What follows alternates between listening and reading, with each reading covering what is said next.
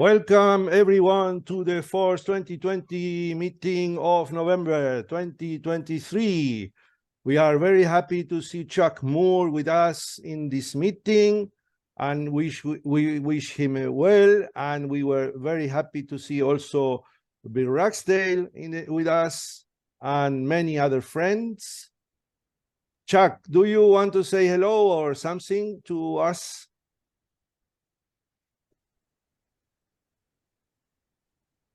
I think you're mute. Okay, I can say hello.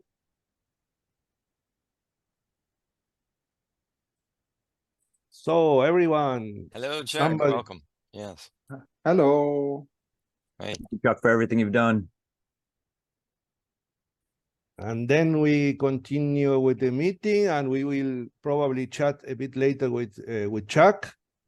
And our first participant is Jason from Malaysia, and he will show us my new FPGA board with Forth. Jason, are you ready? Yes, I am. Go ahead. Okay, right. Yes, I will share my screen. Peter, I think you need to stop sharing so that I can share.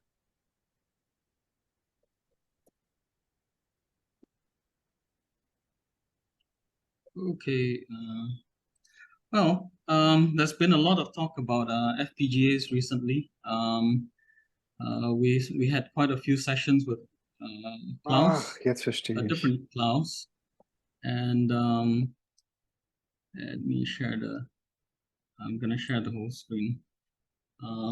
So I've got a whole bevy of boards here.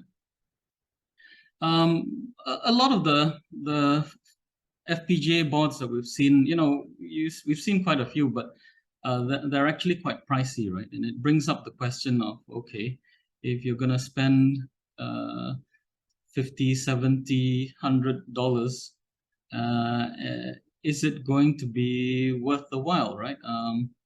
I think when you get into FPGAs, you probably have to have a real reason for it, right? Because it gets to the point where you have to debug the CPU as well, right?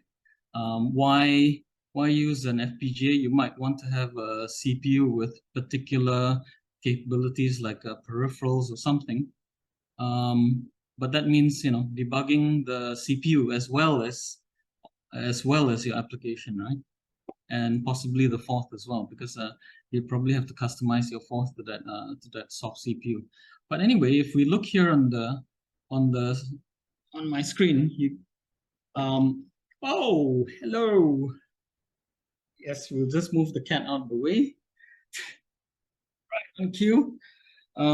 So the journey actually began with this one. This is called the ice stick from Lattice. It has a fairly small FPGA on it with just 1,280 lookup tables on it. When it was introduced, it was very interesting because it was a $20 FPGA board. And it has everything you need on it. It has the FTDI on it, not a lot of I/O pins, but enough to get going on something. These days, you'll be less lucky because they cost about $75, probably because of, well, whatever. Well, a lot anyway for 1,000 LUTs, right? So that led me to try to search for something else, right? You can now get these. These are actually from the same family of Lattice FPGAs. You'll be amazed. Actually, okay, cat attacks again. The FPGA is actually this very small chip right here, the smallest chip on the board. I wouldn't like to solder that. This costs about $20 or so. But that's part of the challenge, right? I mean, if you really wanted to get serious about using FPGAs in all your projects, then cost and accessibility becomes a real problem, right? So that led me to experiment with this. So this is actually another Lattice, and what makes it interesting is that unlike a lot of other FPGAs, it's actually, you can call it a single chip solution. This can be powered from a single voltage rail, 3.3 volts only. You don't need 1.2 volts and 2.5 volts and all the other power rails. It has built-in user flash. It has built-in the block RAM as well, of course. It has. That cat is very needy tonight. Well, basically, and it has onboard oscillators as well.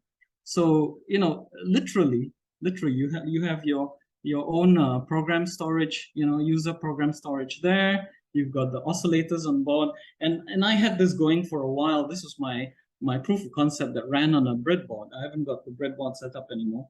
And then later on, I progressed to this. So I've been prototyping this. The last thing we heard was that I managed to burn the FPGA that was on here, and I've since removed the FPGA, checked the board out and all that. Well, I'll get it up and running again soon. So the next question will be, okay, because all this continues along the lines of, is it worth my while, right, for the average Joe to start playing with FPGAs? There's obviously a certain eroticism involved, in being able to say that you run your Forth code on a Forth native CPU, right? So that's really what all this is about, right? Oh, we are determined today. Oh dear. Okay, right. So I'm gonna start this. So further benchmarks in Forth. We had some benchmarks before where we saw that the ESP32Forth running simple integer benchmarks was able to put in something like anywhere from 3 million to 13 million words per second, which is very good, which is very, it's possibly all you'd ever need. So what are we after this time? If you remember, my approach is that I'm not going to go into a lot of optimization, because I think it's good to give people an impression of what they can expect out of the box, right? I mean, instead of saying that, oh, well, if you have to, after you do all this reading and you experiment with it for a month, then you'll be able to optimize it to get this kind of performance. No, that's not what I was hoping to show. So this is really, open the box, download the pre-built bin file, program the bit stream into the flash, and take it for a spin. What do you get, right? So this is what I'm trying to show here. Okay, so the four contenders I was trying to have was, of course, we have the ESP32Forth that I had running on the regular ESP32, but also the C3 as a reference still. And then I have Mecrisp Stellaris running on an ARM Cortex M0. And then I wanted to run Mecrisp Ice on the Ice stick. Now, Mecrisp Ice would have been interesting because it adds something that is missing from the SwapForth on the J1. The SwapForth on the J1 requires you to essentially rebuild the hex file for your user application, and then re-synthesize the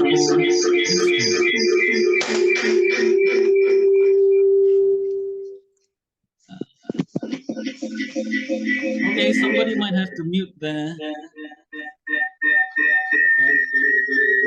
microphone.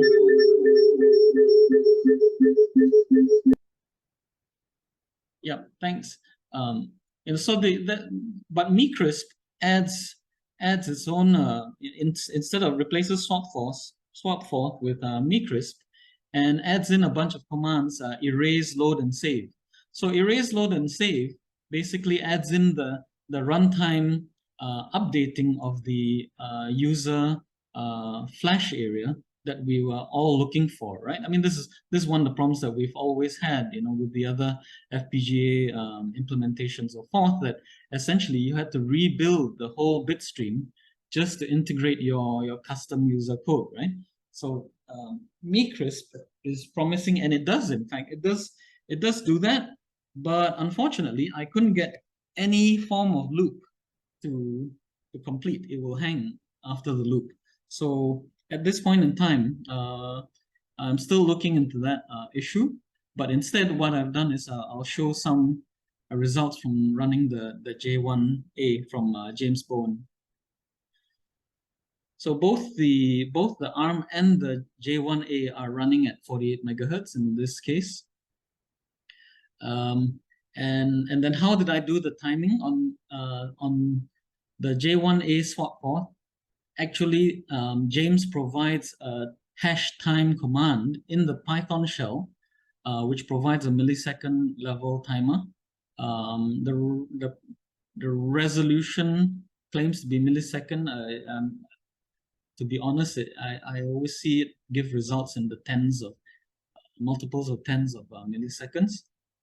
But it's good enough for our purposes, I guess. You can actually run SwapForth untethered. What happens is that the shell gives you things like command history and things like that. So you don't absolutely need it, but it was useful in this case for the test. And then Mecrisp on the ARM, it actually has a 21 megahertz built-in SysTick timer. So that's what I've used. Of course, ESP32Forth has the ticks word. Okay, so what did I test out? The last time I had very, very simple tests, right? I just had basically, I think it was pi, the value of pi or something like that loaded up, and we looped on that. So not a great deal. So it's not surprising that it could do a lot of loops per second on that. So this time I thought I'd try something more interesting. And in this case, I wanted to try out the typical fixed point operator, right? The multiply and divide. I forget if there's a proper name for it, but it's used a lot for multiplying or dividing fixed point numbers together and readjusting the fractional side, right? And what would we use this for? This again, the part of the reason is because this is something that would be used in something that has been cropping up a bit in the forum recently. It's like using Forth for AI. I'm not sure if that's really works well or not, but if you're doing AI, then you would need a dot product and the normalization functions. And you might probably need to use this, right? If you're using 16-bit or 8-bit quantization.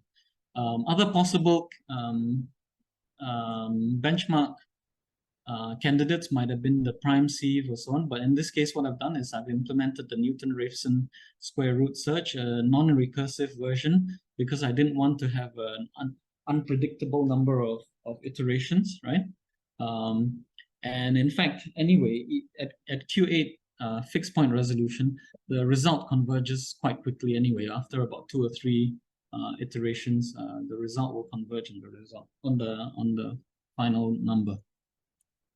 Okay, so this is the code I used. I redefined my own multiply and divide words for that, simply to avoid dependencies or whatnot. That was the initial idea anyway. And then I have the fixed point square root function, and then after that the benchmark itself. Oh, I've got a missing bracket over here. So I've got 3 versions of the benchmark.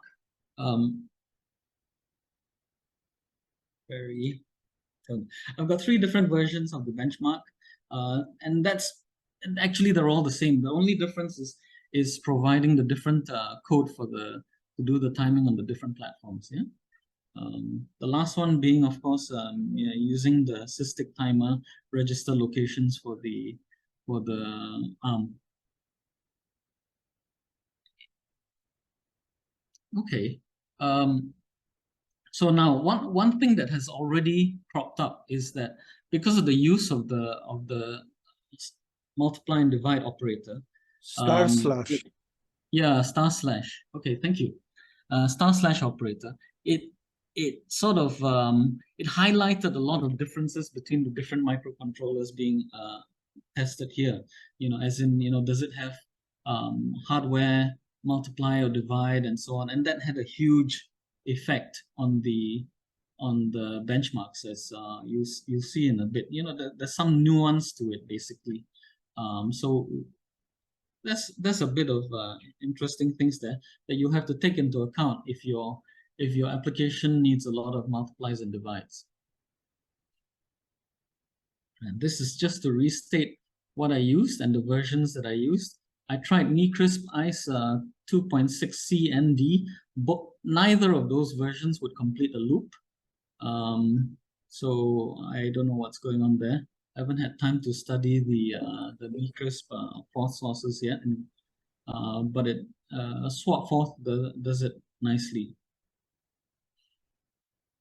Okay, so right into the results.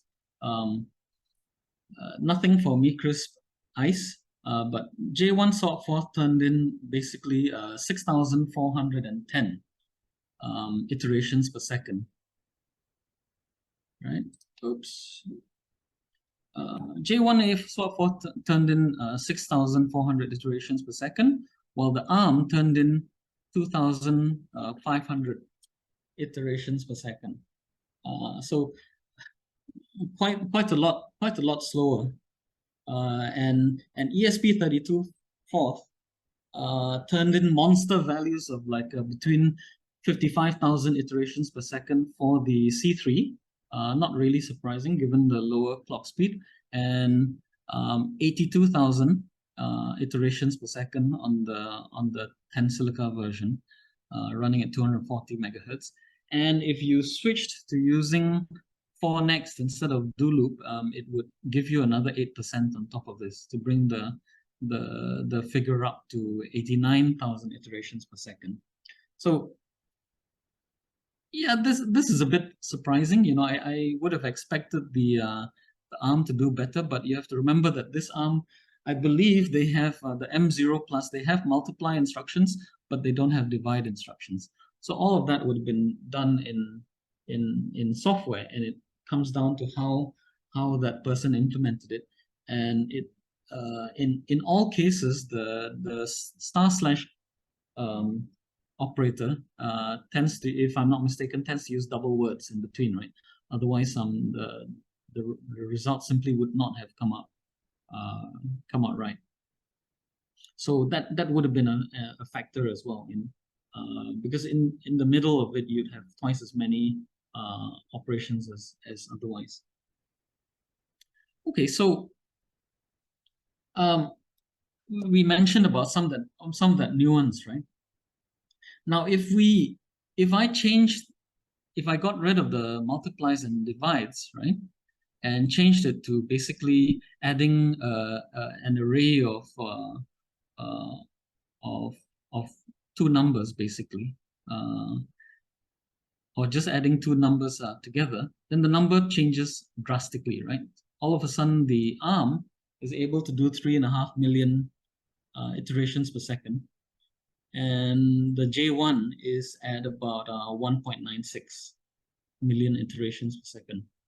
Right? So we can see that not having a dedicated multiply and divide instruction makes a massive difference here.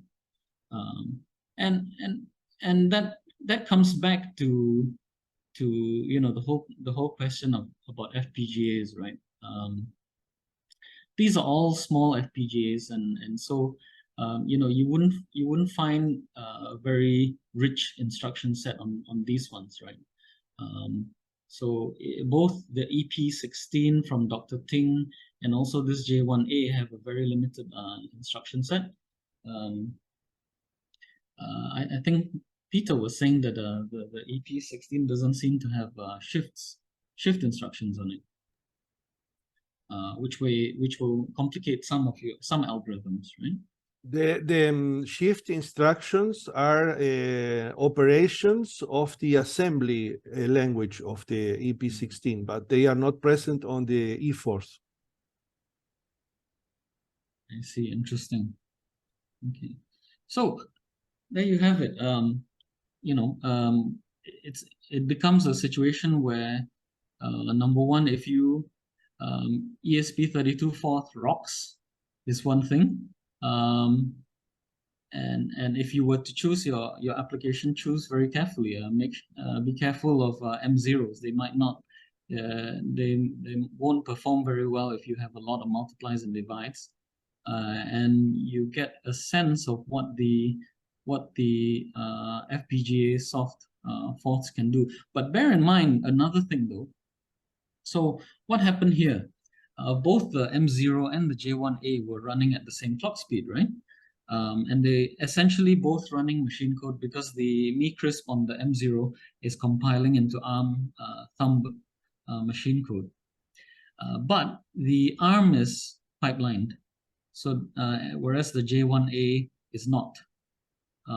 There are different versions of the swap forth CPU that are pipelined, but the J1A is not, simply because the iStick doesn't have enough lookup tables to accommodate a pipeline architecture. Okay, so that's what we've concluded here. Basically, if you know the current crop of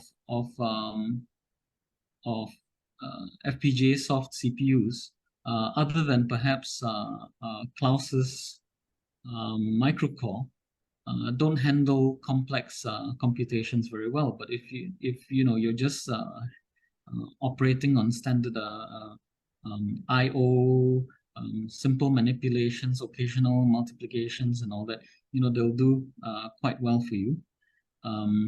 But there'll always be, I suspect that for most people there will always be this question of, ESP32 is so fast, right? For the price. So in fact, what you see here is that that will really, do almost everything you need, unless you really need the massive I/O pin count of FPGAs, or you needed a interface a special device, maybe I/O peripheral to your Forth CPU, then the FPGA will be the one, right? And this is the sort of performance that you can expect. All right, thank you. That's the presentation I've got. Great, Jason. Excellent. And yeah, and I hope that we can get this. This is one of the reasons for developing this simple board, is so that people can have a low cost and simple FPGA board, right? Otherwise, we're always facing a case where you have multiple voltage rails, you need multiple chips and all that, and the hope is to make something as simple as the ESP32 board, right? Honestly, will never be as cheap as China, but this is about as close as you get, especially when you consider that this is like $75. This is $25, right? So this is hoping to produce something that will improve the accessibility to everyone.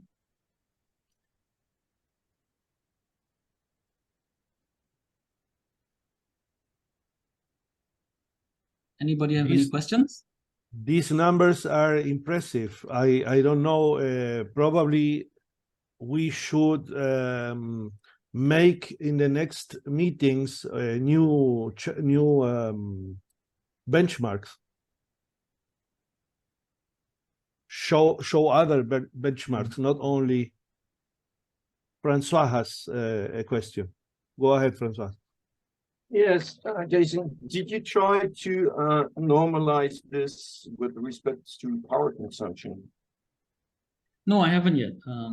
That's something that Peter's been giving some suggestions on methods to measure power consumption. There's one obviously the simple way is just to hook up a microamp meter or milliamp meter to the project, But me being me, I started to dream of having a current logging system, and thought to have so that means that it'll take me months to get it done. But it's on the way. If your board is USB powered, you can use one of those USB meters. They work fine. Yeah, yes, I have one of those, and the challenge is that it registers 0. That's hard to beat, of course. Basically, those I have one of those USB power monitors, and it seems to have a smallest resolution of like 10 milliamps. So below 10 milliamps, it doesn't show anything. And it's the same problem I have with the ESP32C3 actually. If if you're not using the Wi-Fi and just using Forth and the C3 as a CPU, then it registers nothing. Yeah, Wi-Fi is a bit. Wi-Fi is 200 milliamps minimum when active. Yeah. Jason, can you tell the group which FPGA you are using on your own developed board, please? Oh, so this is the Mark X02. Okay. They're available in QFN.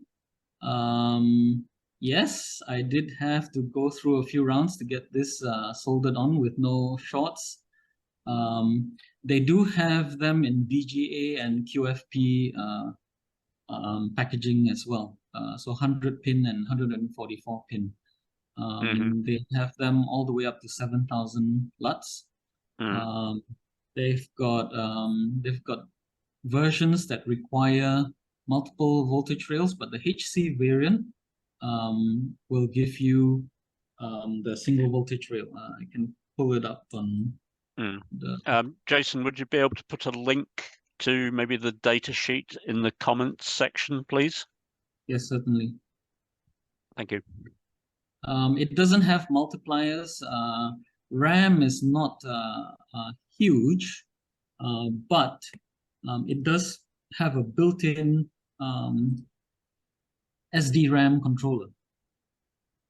And it does have built-in timer, SPI, I2C, and a few of these things. So quite amazing. And this particular one that I've got here, with 1,280 LUTs and 8 kilobytes of embedded block RAM and 8 kilobytes of user flash as well, but potentially up to 12. This costs $7 from Farnell in single quantities, and if you buy 20, you can give them a call and say, hey, can you be nice, and they've given some nice discounts before, so it's I'm hopeful, because once you have it in some sort of form factor like this, I mean, you've seen the other, the RZ Easy boards and all that. They're very great for learning. They have built-in 7-segment displays, but when you start to want to take this from learning to integrating it into some sort of real life project, then you want this sort of like an Arduino Nano kind of form factor, where you can design the rest of your board, build up your board using strip board or perf board or something, and just plug this in, right? So that's the inspiration for this. That's what I felt was missing. Yeah. I know that we've had a discussion about multiply and divide. I mean, it wasn't until the introduction of the 8086 and the 68000 that microprocessors actually had multiply capability. And of course, if you go back a decade from then, there were always algorithms available that would allow you to do scientific and transcendental functions using chordic arithmetic. Mhm. So, I mean, at the end of the day, we went to the moon and back several Yes. times on a 16-bit processor that had no multiply instruction. So, Yes. Yes. if you go back in history far enough, you will find that multiply and, more to the point, divide have been definite luxuries within the instruction set, and often only the reserve of large mainframes up until about 1980, when super minis were appearing. Yes, definitely. I seem to remember that on the 8086 integer divide took anywhere from 70 to 90 clock cycles. Yeah. But all of that was microcoded anyway. It didn't really have it, if I'm not mistaken, wasn't hardwired, right? No. And certainly a hardware multiplier, if you're short of lookup tables, LUTs, it's a bit of a luxury. Yeah. When you implemented the J1A in the Mac 02, what was the LUT count? Do you have an indication at all? I haven't been trying the J1A on the Mac actually, but I've been I tried to put the EP16 into the ICE40, the 1K ICE40, and that failed. It stated that it needed something like 1,900 LUTs, so it wouldn't fit. Surprisingly, it fits on the Mac. I can't explain that, even though it has the same number of LUTs, but presumably the logic block resources are different somehow, right? Yeah, well, we could find out if we go and study the datasheet, but no, I didn't. Yes. Yeah, because EP16 fits. I'm assuming that on the lattice Mac 02, the LUTs are 4-input LUTs. Yeah. Yes. Yes. If you were to go for a Xilinx FPGA, they have 6-input LUTs, which gives somewhat greater flexibility with logic design. Yeah, that's right, and they can be partitioned in two as well. So a lot of flexibility there. Yeah, that's right. Yeah. Thank you. Okay, okay. I should have mentioned that apart from user flash, it also has onboard internal configuration flash. So that's why it's really a single chip solution. Okay, okay.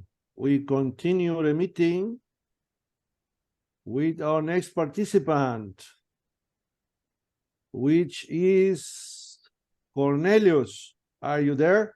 Yes, I'm still here. You don't get rid of me that easily. Excellent.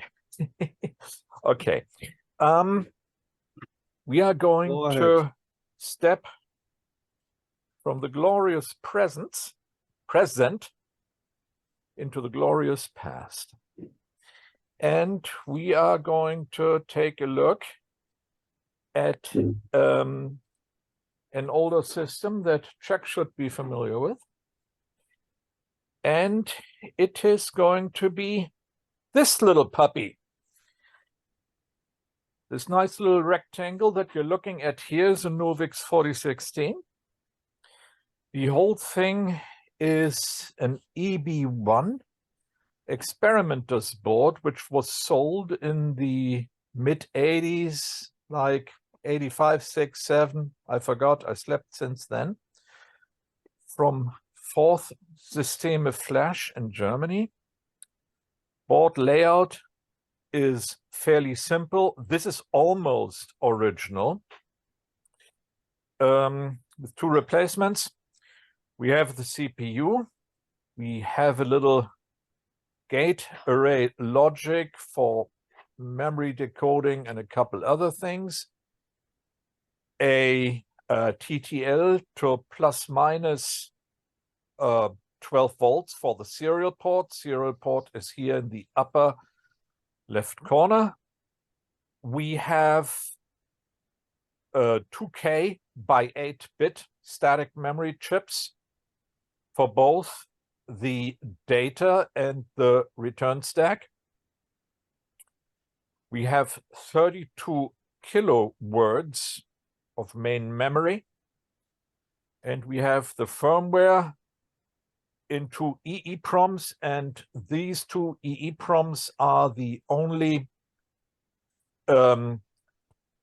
update to this board since I bought it from Ulrich way back when. The original board on these two positions had EEPROMs, the one with the quartz window. And after I powered this board up after all these years, it had survived in my mom's nice, dry, almost temperature-controlled attic for 30 plus years. Powered on the board, it came up, it worked. Powered it off right away, packaged it up, brought it back to the US. First order of business, EEPROMs are not supposed to hold contents for 20 plus years, much less 30. Get them offloaded, get the contents burned into something else. And there's our first problem. Do I trust some programmer from China with questionable documentation with chips that are irreplaceable? This is one of the known two existing boards. Ulrich has the other one. Yeah, let's be a little bit careful with that. So I spent easily a year designing my own EEPROM reader writer. Learned a lot that way, like how to program Arduinos to drive that. Relearned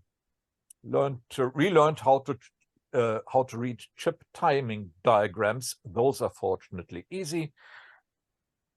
And I learned KiCad to make my own boards, because this breadboarding with too many wires gets old very, very quickly. So long story short, I tried FRAMs first to find out that FRAMs need chip select, set and reset for each access. This board doesn't do that. Oops. So FRAMs would have been very convenient. They're out. Now we are talking EEPROMs. So this is the only change to the board. You have a Eurocard connector here on the right. The only connections are power and ground. Takes 5 volts. And on the other hand, on the other side, a regular serial port. The CPU is interesting inasmuch, I'll drop the link into the chat when I'm done. There is no microcode on this thing. There is an ALU. There's 2 input registers, T and Y. Has stack pointers for data stack and return. If we take a look at the instruction set, it's deceptively simple. This CPU does not have any microcode. It has 4,000 gates in it. Think AND, OR, XOR, maybe a NOT here and there, and that's it. 4,000 gates, a low transistor count. There's no microcode, so all instructions talk directly to parts of the CPU. That makes taking them apart mentally kind of easy. If the highest bit is a 0, all instructions are 16 bits. If the highest bit is 0, the rest is an address. It's a subroutine jump. This since the address of the subroutine is 15 bits, you can logically jump to a location within the lower 32 kilobytes. If the upper 2 bits are 1, 0, then it's a conditional, and the address shrinks to 12 bits. So if you want to get out of your 12th bit addressable segment, you have to jump through a subroutine and do your branching somewhere in there. So if the upper 2 bits are 1, 0, the next 2 bits specify which conditional it is, and here's your target where you go. Okay, ALU operations. 4 upper bits are 1000, 1000, then the ALU function select, and a little bit of input control and some other goodies. Nice to see here your return, from subroutine get its own bit, which means you can do an operation in one instruction and return from subroutine at the same time. What else do we have? Memory references. Well, it goes on like this, but it also ends fairly quickly because you have read-write control, user space register transfers, load literals, and that's it. The rest of this document is command summary. Again, deceptively simple, but it is up to the firmware to decide what to encode where. Makes for a nice small board. Power consumption, I have no idea. I replaced the 220 volt power supply with that I wired myself with a store-bought 5 volt 110 because I didn't feel like doing this mess again. So let's take a look at the board. What's on it? Nothing happening. Why is there nothing happening? Oh, right. I need to power it on. This thing is not directly hooked up to my laptop since I want to mess with it when I feel like it and I might not be at home. This is internet reachable for me. The way how you control this thing is it's hanging off a remote operatable power strip. So it has a serial port in and it has a couple of outlets, in this case 2. Let's turn on the board on 2. Clickety, am I sure I want to do this? Yeah, sure. Okay, the board has power. We change the screen, go over here. Nothing happens. That was stupid. Power this thing off. Yes, dear. Power it back on. Say yes. So the board is on. We hop back over here and we hit the letter B. It uses the letter B to calculate what bit rate this is running on.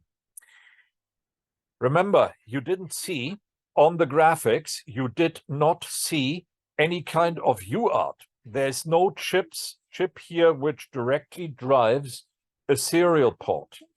The serial port is one I/O register on the CPU, which means it is bit banked. This thing, therefore, the firmware gets the CPU to measuring the 1 bits, if I remember correctly, in the letter B to determine how long a 1 bit takes or 0 bit takes. Let's see. B is odd. The lowest bit is 1. It's hex 4-1 or hex 6-1. So you can actually tell from the length of the start bit the bit rate that you are running at. If you hit something else, then you get the terminal noise that we just saw. Fair enough. All commands are uppercase. Get used to it. It does not do upper to lower. And if we look at the words, this would be it. If we want to have memory references, let's do a hex and do the words again, which gives us an idea where they're really located in a way that you can understand that.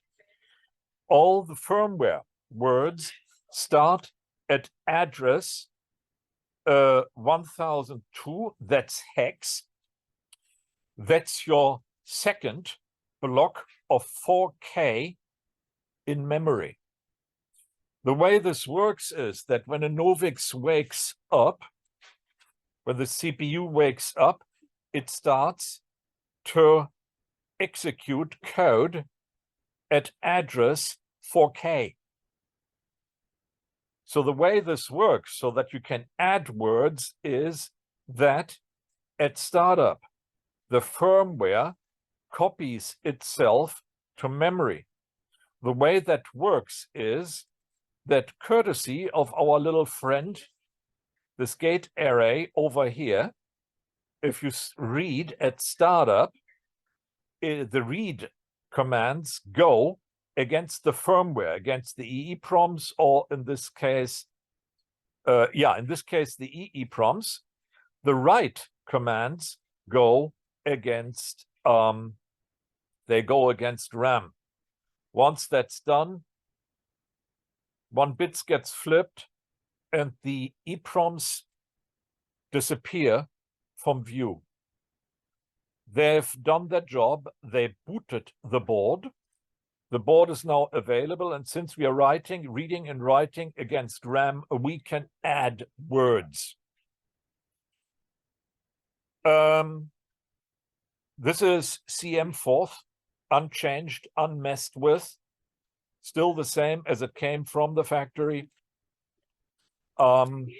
So if you wanted to make anything persistent, you would have to burn new ones, because this board does not have any burn capability on board. If you have the source code for the for this particular version of Forth, you could recompile it and burn a new chip. Chips plural. You would have to burn new firmware into new EEPROMs or EEPROMs, switch the ones on the board, and you're good. No, that's not good. Because despite these sockets being machined, the life expectancy chip in, chip out, chip in, chip out is finite. These boards are irreplaceable. We shall not do this.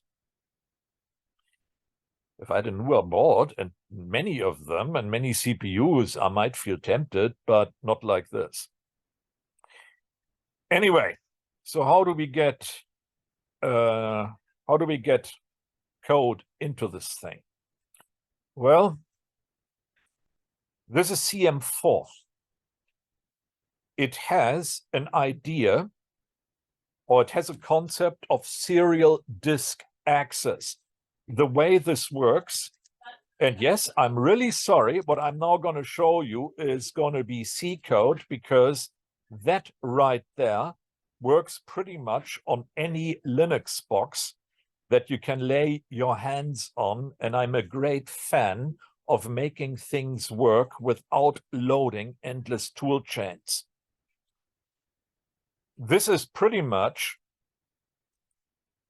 a very simple terminal program. Takes stuff from serial, throws it on your screen. Takes stuff from screen and throws it on your serial. And if we take a look, wait, this is a BSD box, so my PS options are a little bit different. There is a D term running against my second serial port. The first serial port is the one with the power switch on it. So we are talking on our second serial port. We are using this terminal program. What this thing does is it gets data from serial, throws it on the terminal, takes data from the terminal, throws it on serial, and we are good. Does this courtesy of a select statement. Every OS since we got sockets, so early 90s has that. This is easily portable. So the only thing that you have to do is you have to bake into your terminal program support for the serial disk protocol. This protocol is simple, like the board is simple. It's a simple protocol. What it does is when the board wants to load or to store a block, that's the only thing it does. It loads and stores blocks. Forth blocks are 1 kilobyte in length. So the board will ask you to send or to save a 1 kilobyte block. We have some empty blocks laying around right here. Okay, this block loads other blocks, which are probably also empty. Then okay, it returns in there. So it's really just 1024 bytes of text, and they get interpreted by the board after loading. The way this works is the board sends a 0, or in some documentation it says a 3, so non-printable ASCII. And the code implements a finite state machine. If we go from idle and we catch a 0, we have a prefix. We are talking about a prefix. 0 or 3 do not show up in normal text I/O. If we have a prefix, the next byte is the block number that we want. We hold on to that and state we have the more significant byte of the block number that we want. Fair warning, this does debugging and it's chatty.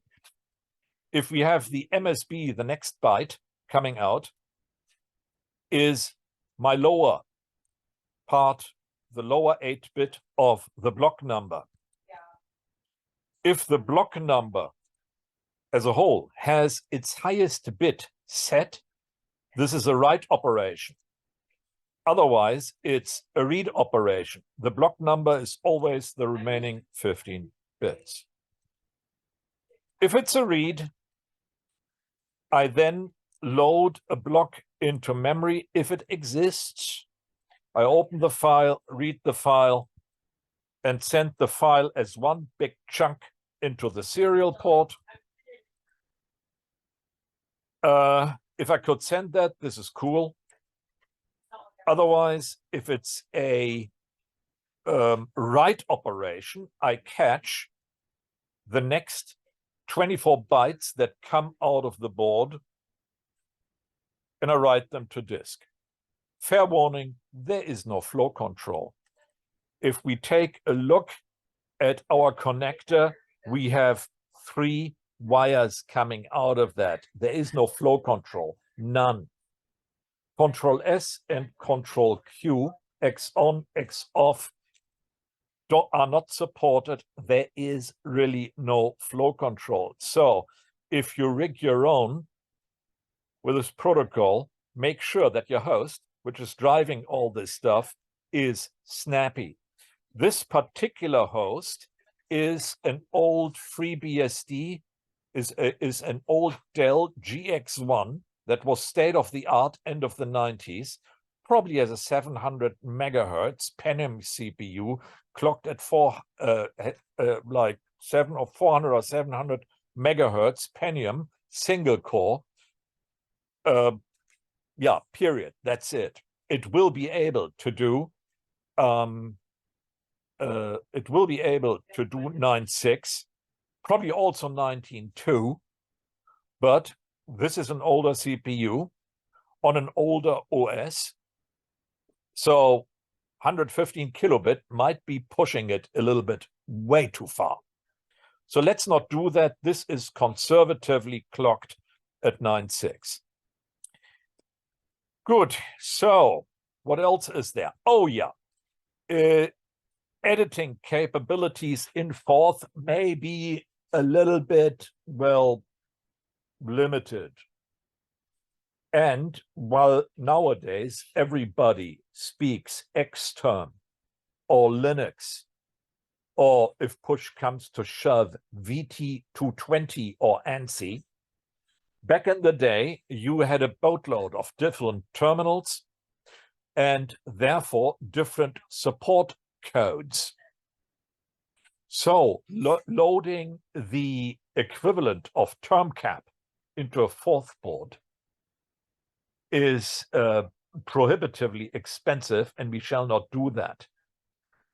It's up to the host to accommodate the single board CPU and not the single board CPU and firmware support terminal databases. This is not how this works.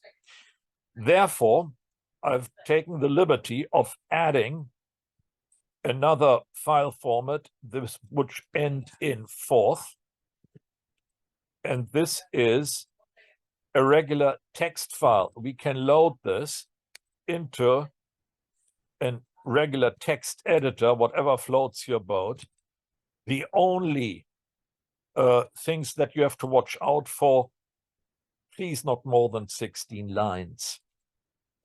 And the lines not so long that it's more than 1K. What this does is this terminal program reads each line and up to the carriage return and expands it to 64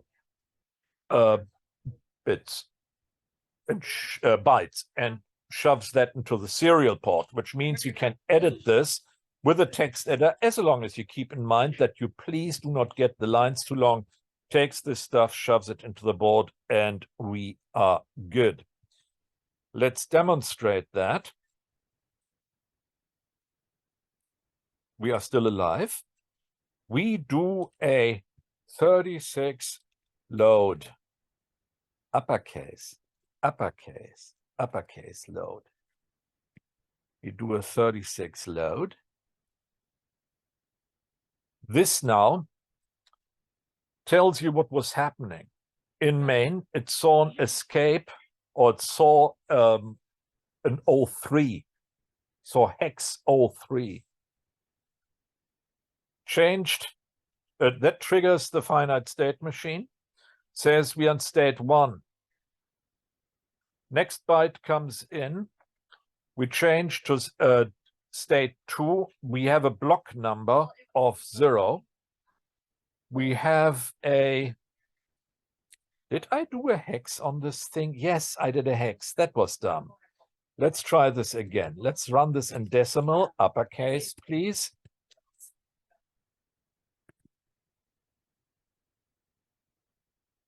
So, decimal, please. We do a 36 load. This looks better. This looks better. At the top here, we see that we switch into state 2. The higher bit of the block number is 0. It's a read operation. I then do, I hold on to the upper 8 bits of the block number, go to the next state. The block number is 36. So he's starting to send block 36. If we look at the file system, no, yes, there is no 36 BLK file. So he then goes to 36.forth,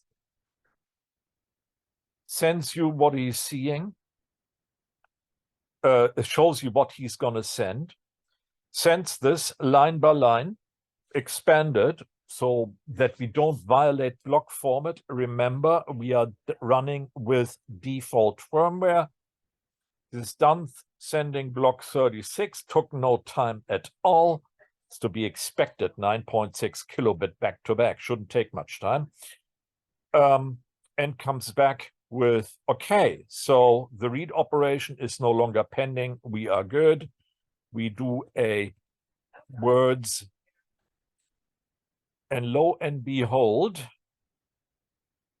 this just scrolled out. Okay, fine. Let's get out of full screen mode, enlarge it so that we can get a scroll bar, and step back up. And here are my, somewhere there are my new words here. I wish this wouldn't be so jumpy.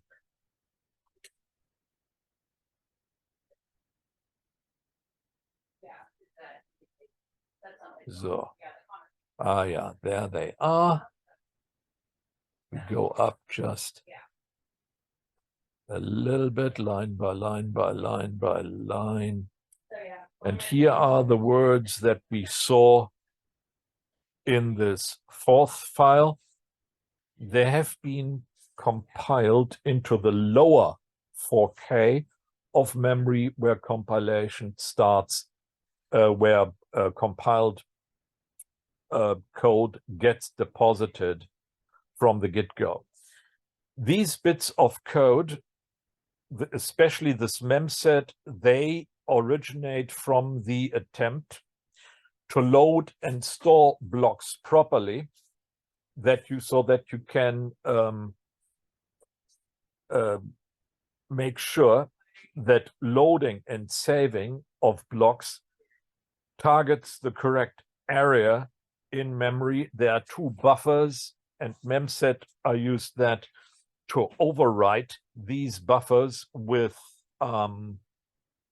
more or less, no, not random, with their own addresses to see that the subsequent load command checked something. Apart from that, this is very much a standard CM4. The only word that seems to be added after the fact is this test Novix EB1. Yeah, and of course, that's German. Well, good. Yeah, the board is hooked up and running. There is a simulator for the CPU, runs on Linux, which will be presented at a later point in time once it's not so awfully rough around the edges. Are there any questions?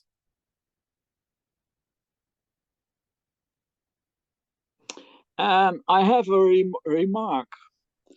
I'm distressed that practical programs such as the terminal emulator has to be written in C++.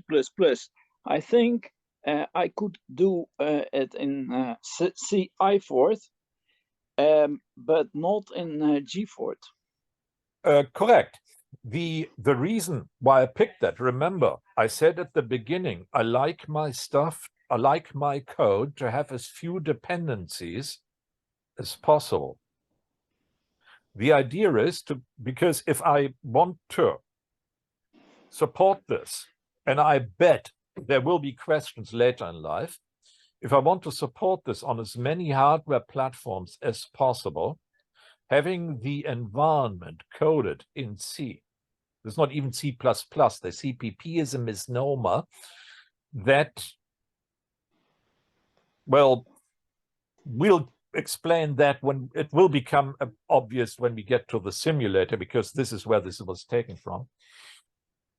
If I want to support this on a number of platforms, Raspberry Pis, PCs running any BSD or Linux, or lo and behold, a Spark server. Yes, this will run on a Spark, on a Spark Sun or Oracle Sun Spark. If I want to support this on a bunch of systems, then I do not want to have to walk through installations from source code of various Forth compilers to then figure out why that particular Forth version cannot talk to a serial port. If it's tricky enough to get Forth on arbitrary hardware talking to arbitrary software. I want questions. Why is this terminal program not working? And for that, I shoot for the most common denominator. I found out about Forth on ESP eventually, to also find out that that particular ESP didn't have enough I/O to support all the parallel programming that I needed to write the EEPROM burner. I learned a lot about parallel I/O and SPI programming on these CPUs, but again, loading Forth and then deal with the I/O complications would have taken too much time, and it already cost me a year to get that working. So in this case, sorry about this, but I want to work with the board, not with the infrastructure of the board. Okay. I'm purist enough that I like my stuff. I want to get there, to play there. I want the way there to be as fast as possible. And since this runs everywhere, this was my poison of choice. Okay. So, can I ask the question? Does Yeah. it run on the Windows? what? This terminal Does it- program, I don't know. I don't know I- because I have pretty much given up on Windows as a coding system. Yeah. My- Okay. So But you might get lucky with WSL, Windows Windows subsystem for Linux, or maybe Cygwin. Okay, but I think that with i4 running on ARM Linux 32 and 64 bits, i68 Linux 32 and 64 bits, and Windows 32 and 64 bits, you have a good chance to make a portable Windows, a portable terminal emulator that runs on a quite decent amount of systems. True, but this is no longer my goal. Windows 10 is going to be my last Windows version because I've had it. I've seen 11, and I'm not going to go there. My future is Linux, and honest to God, I no longer care about Windows. Windows has become a terminal, a way to get to systems where I do real stuff that earns me money, Yeah, stuff that entertains me. I totally agree. I totally agree, but to accommodate my customers, I implement CI4 for the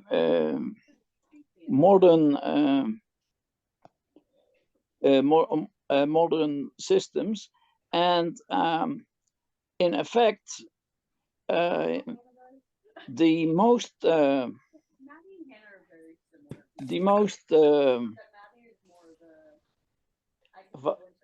I heard something speaking. What is that?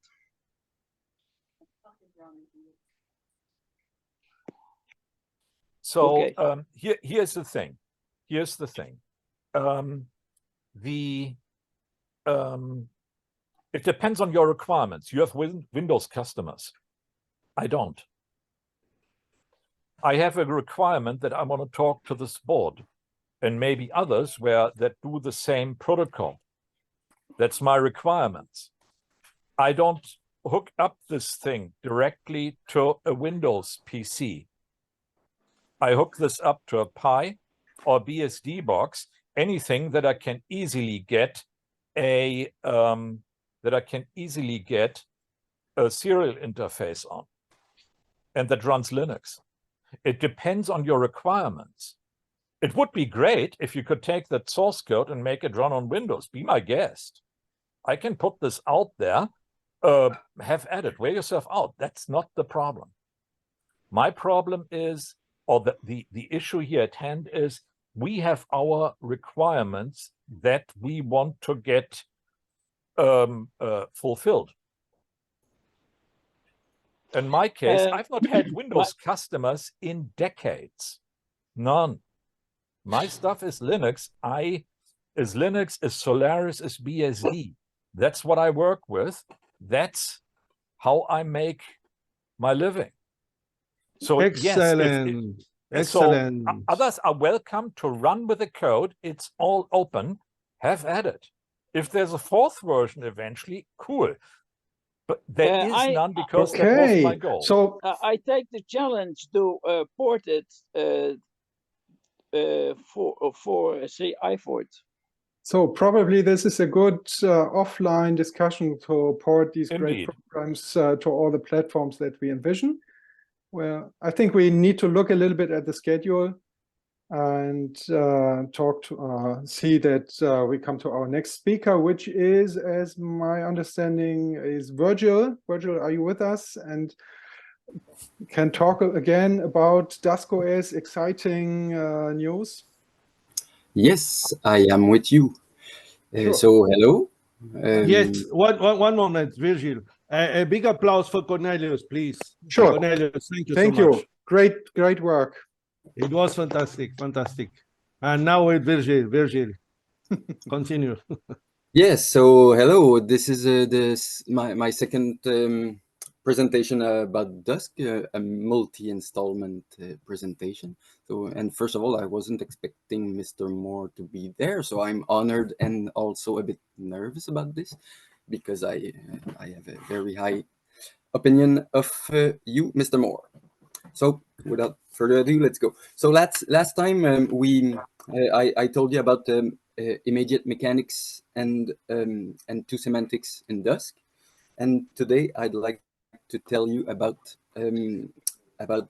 binary width modulation and fields. Now I'm starting up QEMU, and again, like last time, Zoom is killing my machine, so it's slow, but I will share it shortly here. So I'm stopping video and I'm sharing my QEMU screen. Yes. So do you all see the QEMU screen? Yep. All right. So binary width modulation. Last time I've shown you two semantics with an array of 4 bytes integers. So let's see what happens if we have an array of characters instead. So this is an array of characters, right? So this is not a string literal, by the way. So this is just 5 characters in a row. If we can see that it does by looking at it. All right. So let's try the same technique as before. That is to create a value, a pointer that targets my child.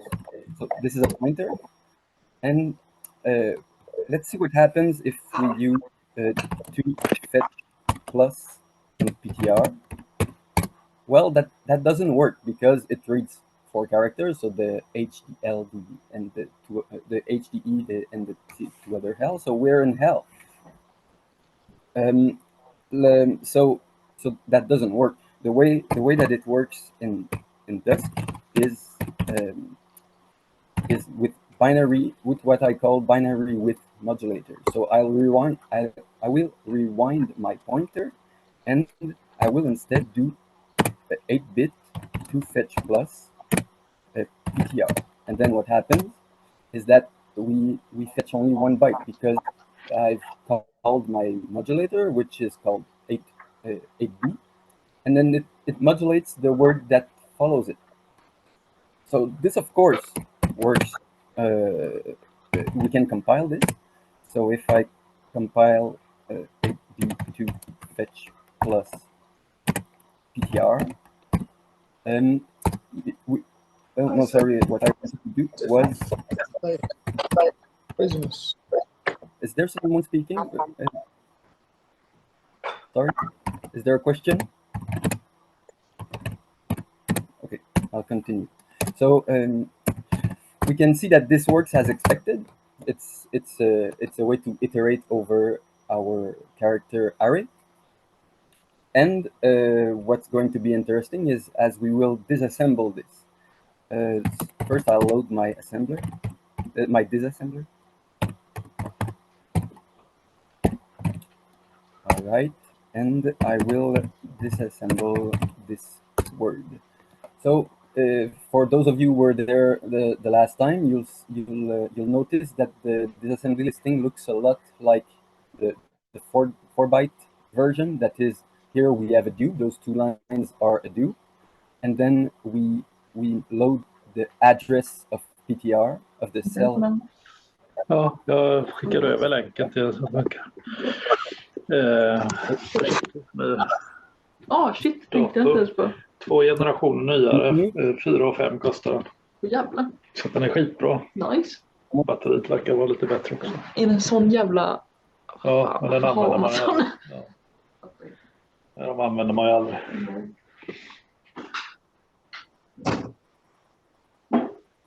Someone in the audience should mute their microphone.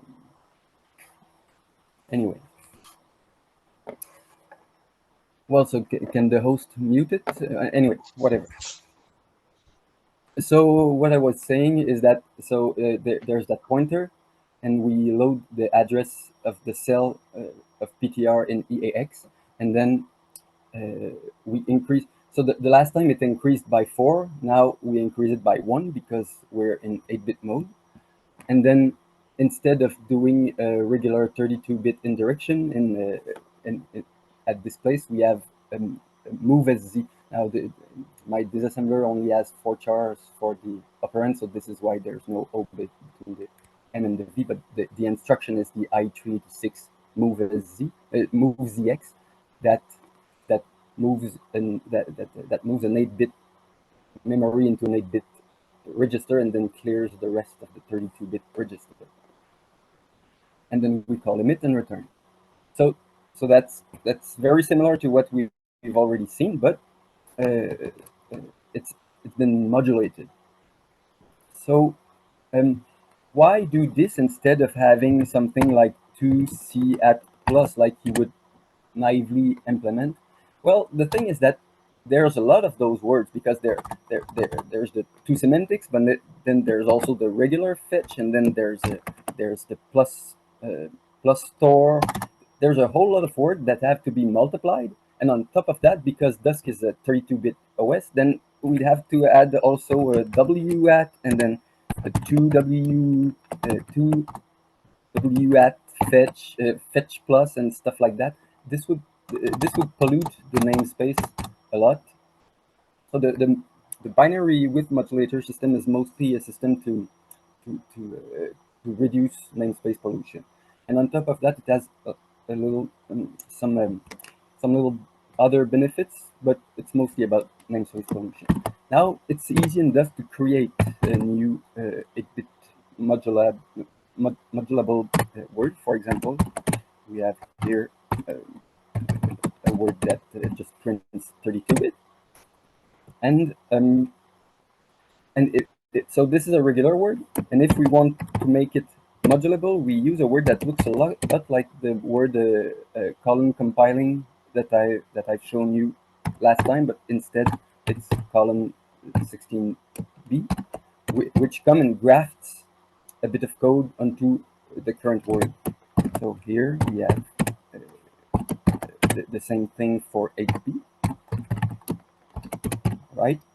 So this, oh sorry, 16b and 8b. All right. So the word works as expected. So you can modulate it, and then it does its thing like you'd expect. And this, of course, can also be compiled. So if I compile bar with foo, with the 16-bit foo, for example, all right, this has been compiling. This is something that I want to show you, is that this selection of binary width modulation happens completely at compile time. There is absolutely no runtime cost to this selection. So if I disassemble bar, yes, if I disassemble bar, we will see that this call here, so there's no, first of all, we see that there's no runtime selection, and this this call here is a direct reference to the 16-bit version of the word 112. Oh, I don't want to crash my machine. All right. So no runtime cost to binary width modulators. Now I also want to show you that this can be applied to the how is it, the quote word. So if I use the binary width modulator with a quote, and then I search for a word, then the address that it will yield is the direct address of the 8-bit version of foo. So if I execute this will be 8-bit foo. In some cases, we want to compile a binary width modulator. For example, if we want to create an 8-bit finder, then if we write this is not going to work, because the 8-bit part here happens at compile time, and this is not what we're looking for. We're looking for something that happens at runtime. So this is what we would do, and then after this, the 8-bit finder will find the proper the proper foo word, which will be executed. You get the drift. So this is binary width modulators in Forth. It's used a lot in other concepts that I'm going to show you later. And now I would like to tell you about, is there any questions so far about binary width modulator? All right. Fields. Now, so let's go create another type of structure. Let's create a data structure, an arbitrary one. So let's say that this is a data structure, and we want to access it with fields. So we could go the naive way and just create fields like this. So the first field, and then the second field would be this, and the third field would be 2 cells plus. So this works okay. So you can do data bar at dot, and we see that it accesses the fields as expected. The thing with this is that, well, first, it's a bit inefficient. So if, for example, we disassemble Baz, we see that it does a lot of things. You know, it does a dupe. Well, it adds 2 to the stack, and then calls cells, which is a left shift by 2 multiplied by 4, and then it does it does a plus and returns. And then on top of that, you have to add the fetch that I've written in the interpreter. So that's a lot of that's a lot of fuss for something that should be fast. If you use this field in a tight loop, then you're losing cycles.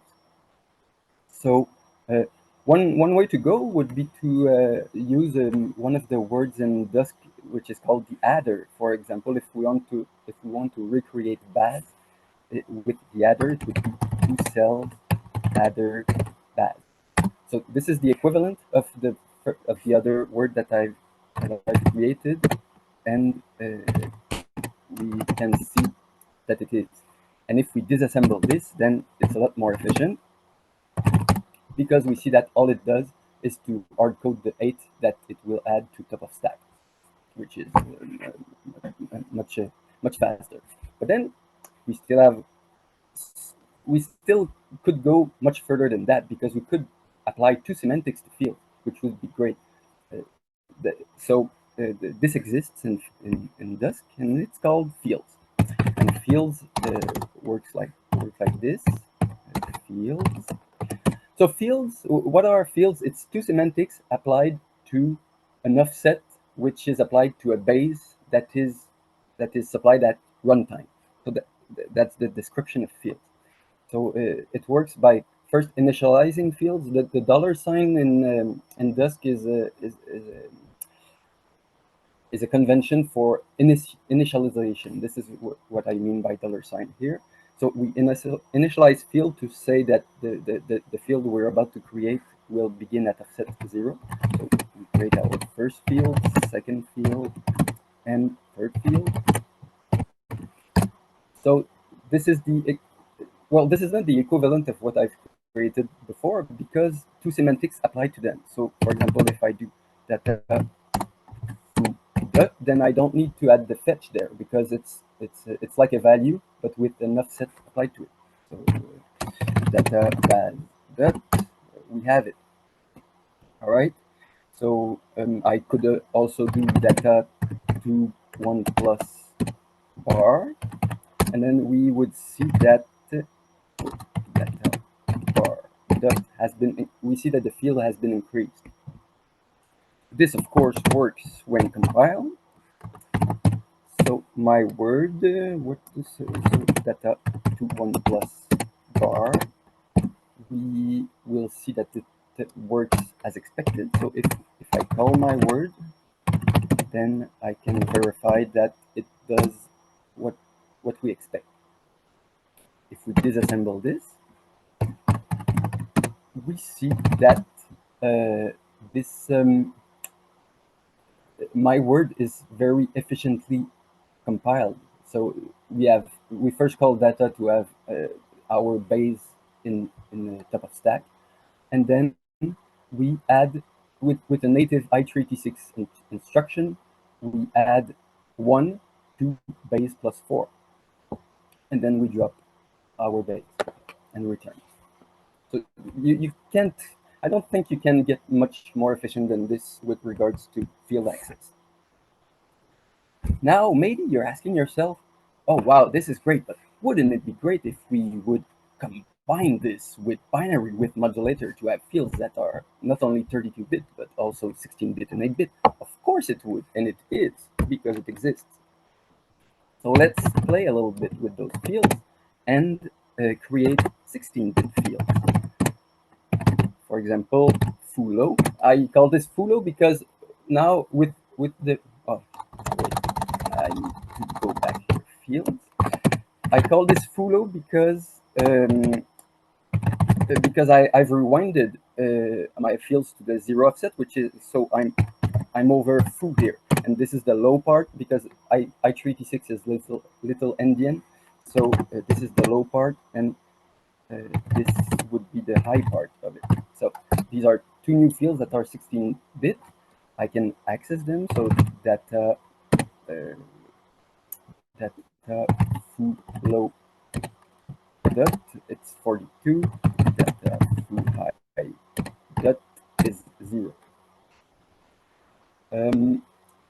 So let's do something with compiling. So if I compile my word, if I compile a word that access, for example, foo high, we could say data 2 plus foo high. So this would increase foo high by a number that is supplied through PS. So we can try it.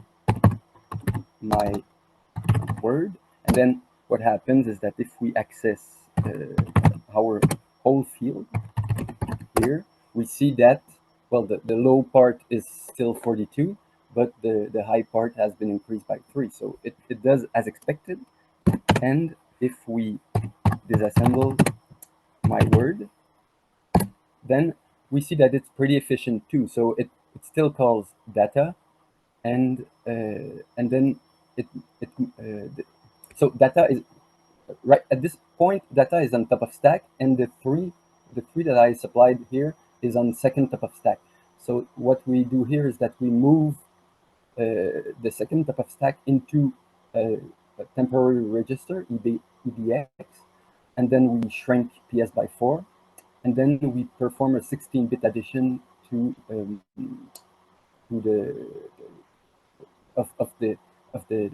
BX into EX plus 2.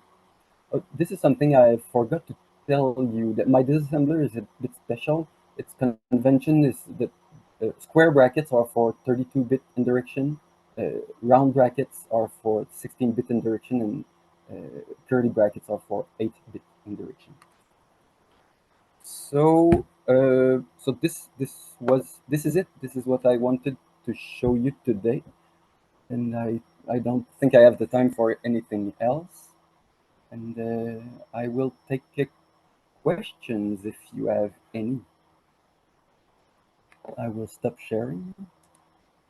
Great. So are there any questions for Virgil? Yeah. Go ahead. Oh, sorry. I thought someone had a question. So, any question?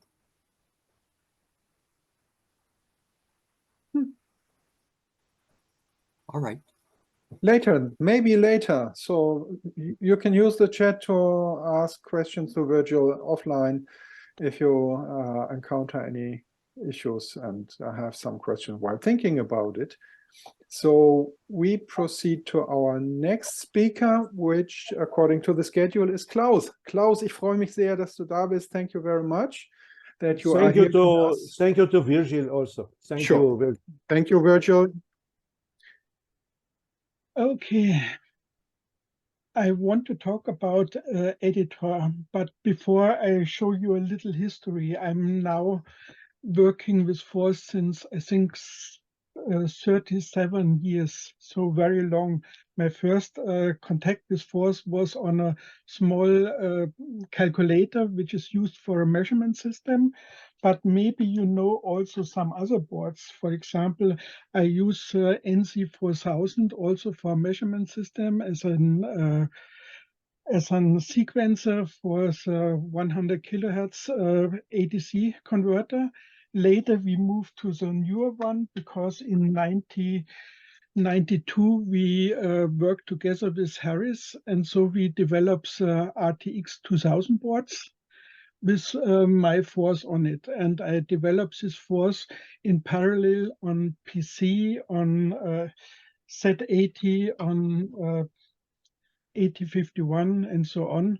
And most of this board was used with a screen editor. So I have a fixed block of 16 lines with 64 characters. But the problem is during the last time, especially with the FPGAs, which are also possible, I move more and more to sequential files. But my problem is always if I press V, then I don't see the right position for the arrow because it's different handling on a sequential file or on a screen file.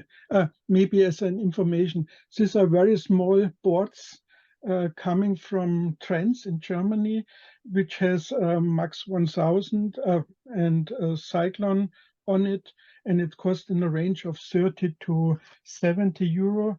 And I also adapt J1 FPGA Forth processor on this board, and maybe my modified version. But now back to the, I have to move to the right screen. I hope you see my screen. The moon. Yes, okay. Then normally I used such an editor, only 64 characters and 16 lines. And so you can scroll up and down, but normally you are in the windows, you cannot move outside.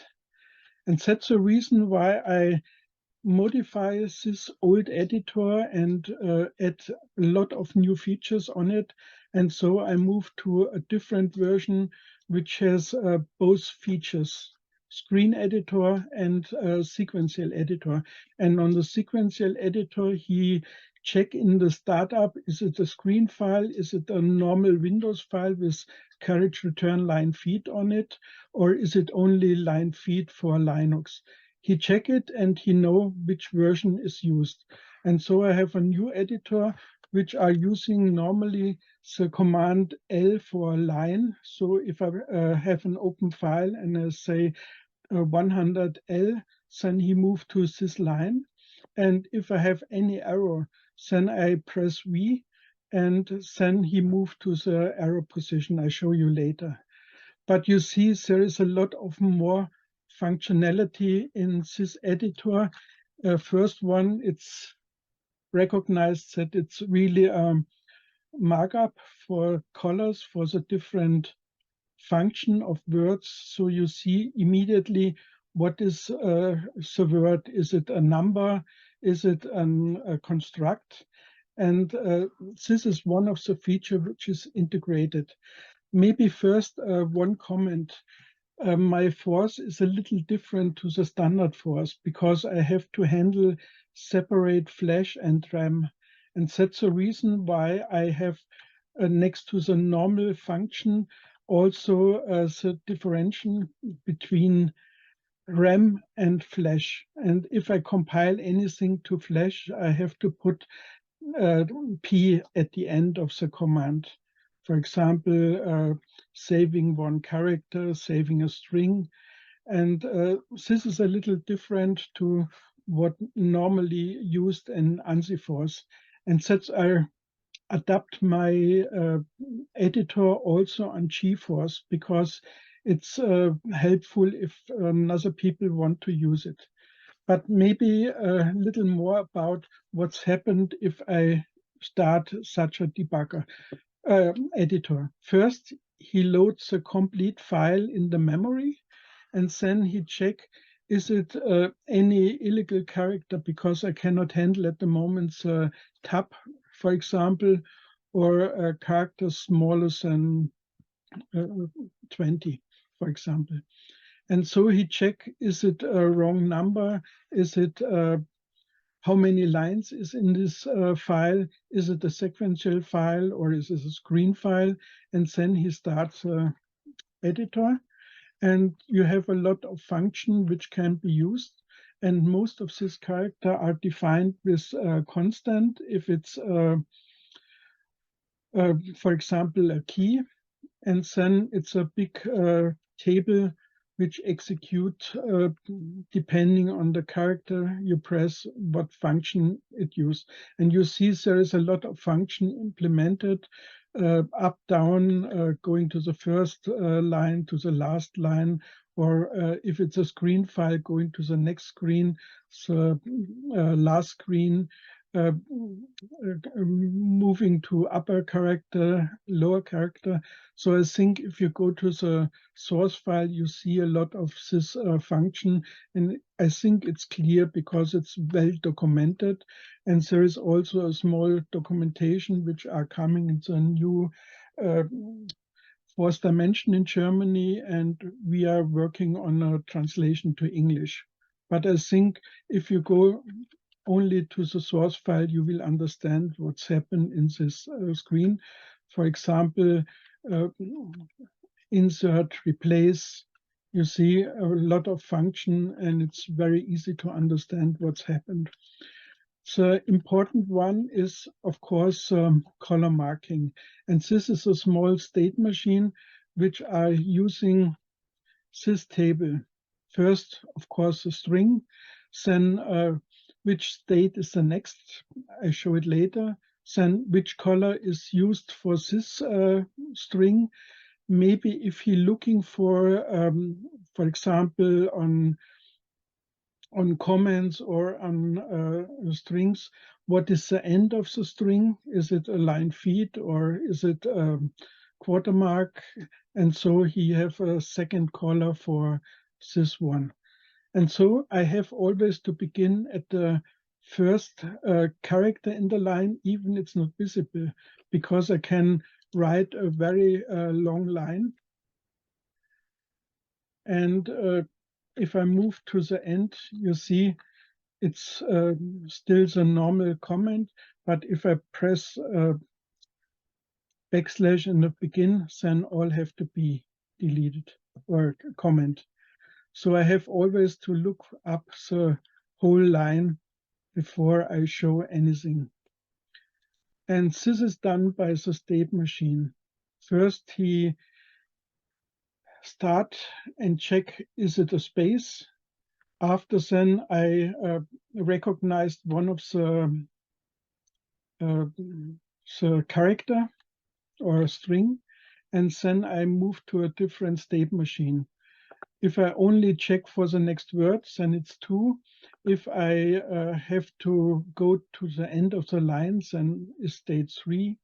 And if I have to check for the next word, first I check the spaces and then the next word with a different color. And also the same happens if I use, for example, S apostrophe to look for the end of this string. And so I have a small state machine which starts always at the beginning of the line, even if it don't show the complete line. So I think it's also very easy to understand what's happened here in the view. And if I move to the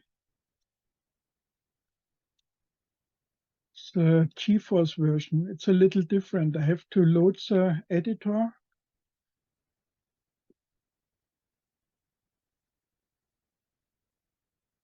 And then, for example, if I load a file with error,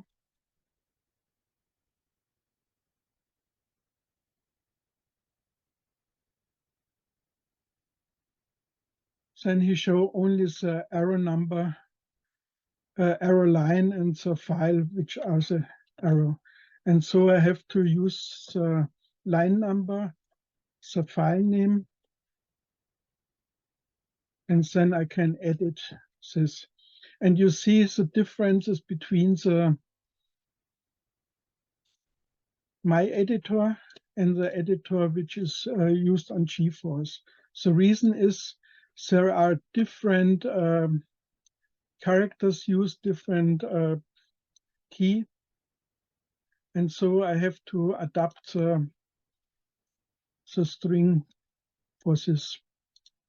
So I think both are a good base for modification, and it's free to use it. The source code is available on GitHub. So if you go to my website, you will find it. And also if you go to GitHub, because there is my actual MC-Force, and there are 3 different things. One is the documentation for the MC-Force. So another one is Windows editor in my version or in the GeForce version.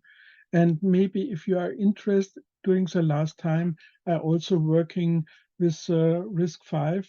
And so I have a version of RISC-V assembler, disassembler, and simulator in Force. So even my simulator are able to use the RISC-V version of Mecrisp to simulate. And this I can show you.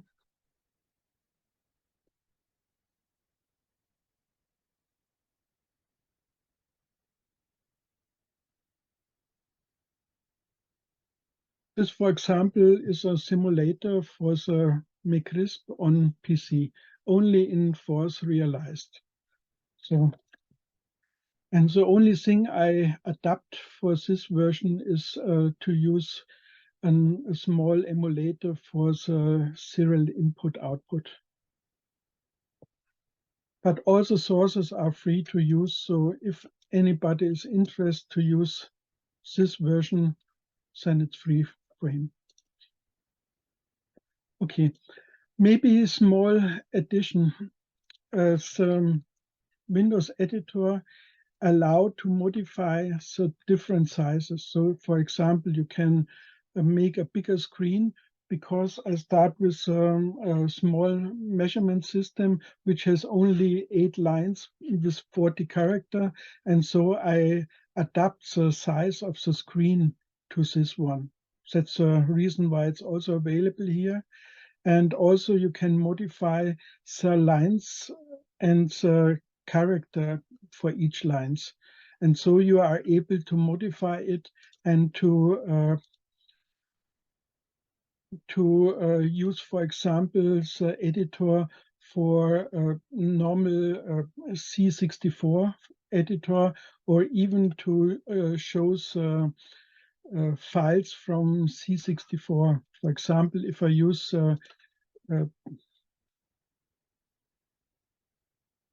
24 by 40 and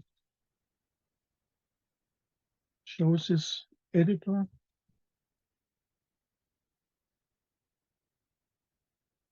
Then you see it's a smaller size and it's adaptable to different versions. I use this one, for example, to generate small icons for a chessboard, for example. And so I use also 40 by 25 as a size.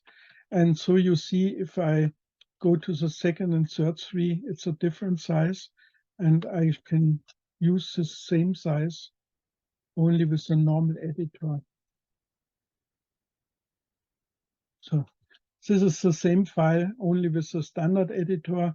And if I modify size, then it can be used for different version of block screens. And here, for example, it's this image which is coming from C64 disk.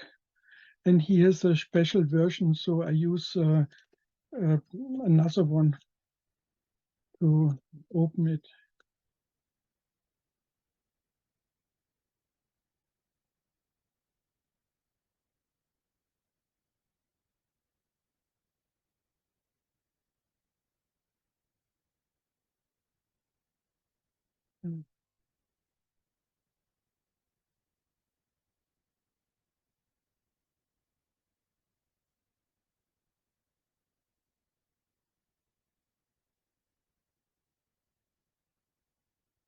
So you see really the disk itself with ForthOS on it. It's a little tricky because this use not 40, it uses 41 character per line, but it even works. But on the end, you see the character from the next screen. So you really can say you use a small screen and the rest of the image are not shown if it's bigger one. And so you can really modify this editor and can use to recognize arrows.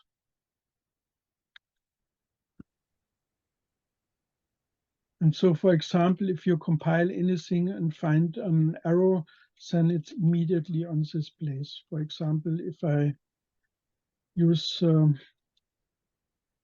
normal Forth version, include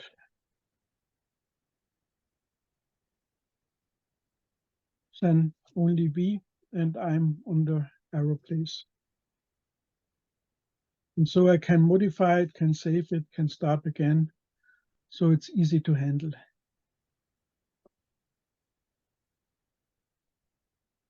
And what we do for the documentation at the moment, we have the German version, which is also available.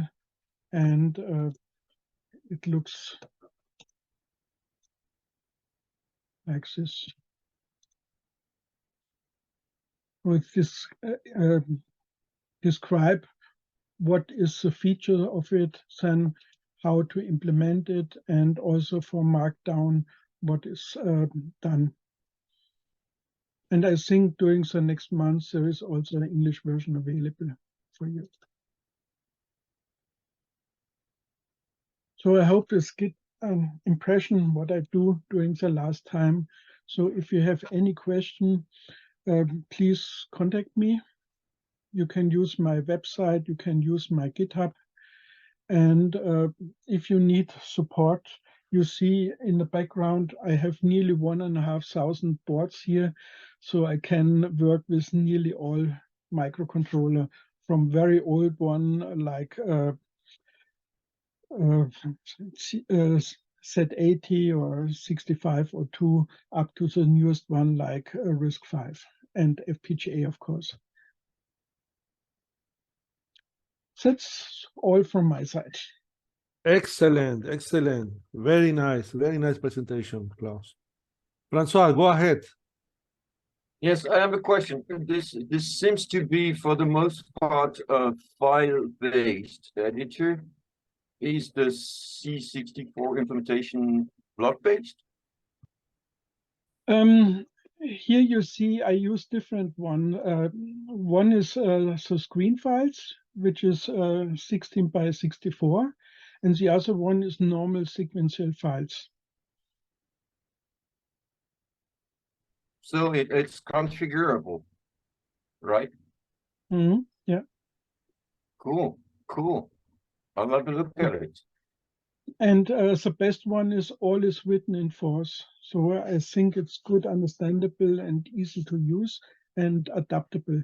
And what I mentioned, I have some small modification because the ANSI Forth version don't use begin create or end create. He use different function for memory handling. And also I have to adapt the color handling. That's the reason why for GeForce I use escape sequence for coloring. And so I try to adapt this on GeForce. Maybe you have to adapt it on own displays, but I think it should be easy to modify it. So do you have a working flavor of ANSI Forth block-based of your work? I use my own Forth because I can use both versions. My MC Forth can handle both versions. So if I have one Forth running, it's a normal Forth words. So it has a lot of function in it. And the difference between the screen file and the sequential file. If I include a sequential file, I use include. If I use some screen files, I have to start with a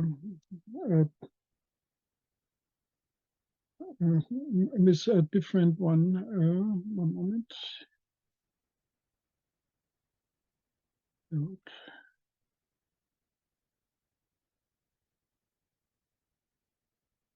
So I use load from. So normally I use include or included for sequential file, and I use load from the screen file. So if I want to load a file, for example, this arrow file, load from arrow screen. And then I get an error message and can use sometimes the position arrow screen. I do not understand this one load from thing. Load from is definitely not standard. No, it's not standard. Normally, you open a file and then make through, or maybe you use also include, but I have to differentiate between the screen file and the sequential file. And so I use the include from ANSI for sequential file, and I use load from for a screen file, because normally if you use a screen file, then he loads screen number 1. And so with load from, you can also say one load from file name, or you can use a different file as a first one. This is all documented, right? It's documented in my Forth version. So on my MC Forth version, there is all documentation. Sorry for it. At the moment, it's in German. But you see, there is I can manage output basic file handling. German. I cannot speak it, but I can read it. So yeah, this sounds really interesting. Yeah, I tried to adapt this because I was designing a Forth version which is very adaptable to a different version. And so I use, for example, for the different memories, I use a normal fetch command for the RAM. I use fetch P for flash version, maybe X for additional external memory, and IO for the ports. So I can differentiate between different versions. And this Forth version, I adapted it also on FPGA. And that's the reason why I have different version and a simulator. That's the reason why I use a simulator on Windows, because he emulates only 64 commands. It's a special version for the Forth. Klaus, while you talk and receive more questions, we can make a 15-minute coffee break. And those who want to talk and ask to Klaus, go ahead. But we make a 15-minute break and restart the presentations at 5 UTC. Now it's 4:45, 50 minutes to 5 UTC. And if you all agree, we see us later at 5 UTC.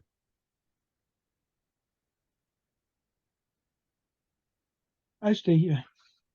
Okay. A question I have for you, Klaus. This Mecrisp simulator, how can we get the link? Can you put this on the Forth 2020 Facebook as a post? I tried to put it here. I'm not sure, is it completely? Because normally it's available here, test simulator. Does it run from GeForce? It's for the GeForce, but it's also available here because it's a simulator here for the Windows version. It's a binary for the version, and then the sources of it. This is great. And I also do an Excel sheet with RISC-V opcodes, because it's always difficult to verify it with Forth version. And here is assemblers, a disassembler, a simulator available. And so is the documentation for it. Is your editor, is it using like curses or ncurses, or to put the text in the text window? Well, I don't understand what you mean. Your terminal window that the editor is inside of? Yeah. Yeah. What are you using to? Is that written in Forth as well? The entire editor. The complete editor is realized here in Forth. So especially if you go to the GeForce version, it's completely in Forth written. There are 1,000 lines. And here, for example, is the edit. So it's really complete in Forth. Okay. And I think this version from GeForce you can adapt easily. We have a question from Atle on the chat. He asked if this is refactoring, if it does support refactoring. And for No, refactoring, he said, this is an intelligent search replace. Can you read it on the chat? yeah, I can read it. It's only a simple search. So for example, I can search for a command. I can do a replacement. I can search upward or downward, but nothing more. So it's really a simple version, which I normally used. For really to have replacement for bigger ones, I also use external tool or management for projects. This is only if you have compiled it and have an error, then you are immediately in the editor. So it's easier for me to handle. It's not really at the moment a complete IDE. Can you put a link on the chat to your website software? Yeah, I can give you some better than in the chat, because the chat goes away after the meeting. If you can post this on the Forth 2020 group. Yes, I can do it. Because then we start a discussion about this, and we make questions and so on. But I think all information is on my GitHub, klaus.com. Yeah, but I can't read your screen. That's why I want. I can put it here. This is my GitHub, and the other one is website.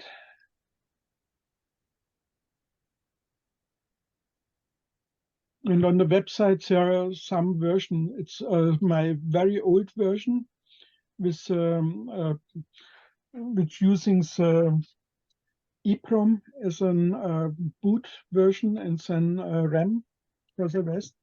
And the other one is MC-Force, which is the newest one.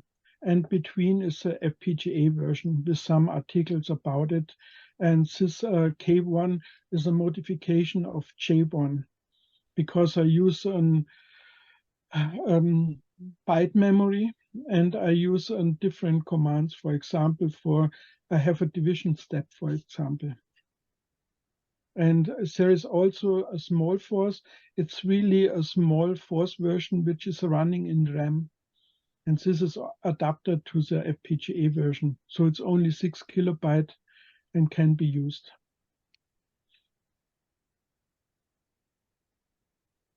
And maybe you know from the last discussion also on Forth 2020, I have also an overview about Forth system. And now in Google, there is an interactive version for the different Forth version, which is available. But this is now on Google. Right. Klaus, did you see I put your document into the Forth 2020 webpage also?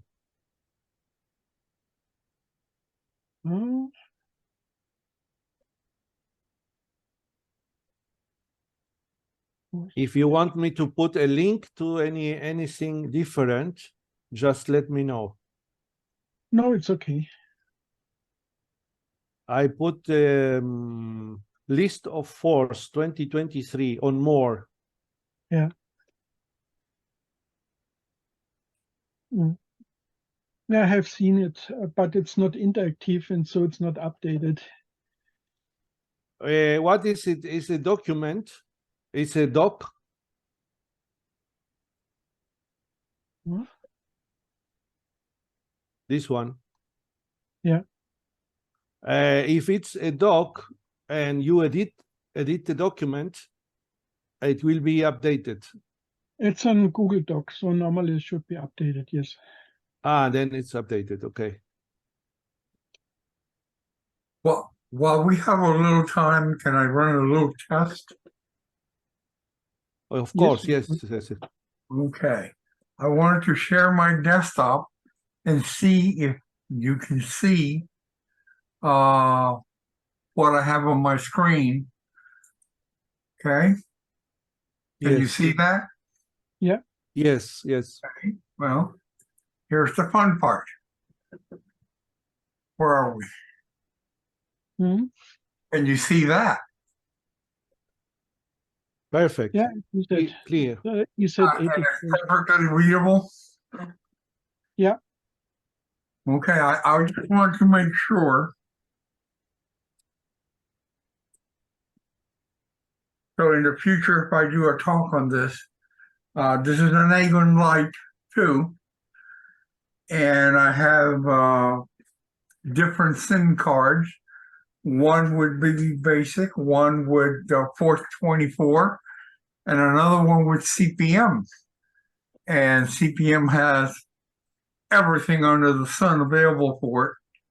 So eventually I'd like to do a talk on it, but it depended on you being able to see the screen.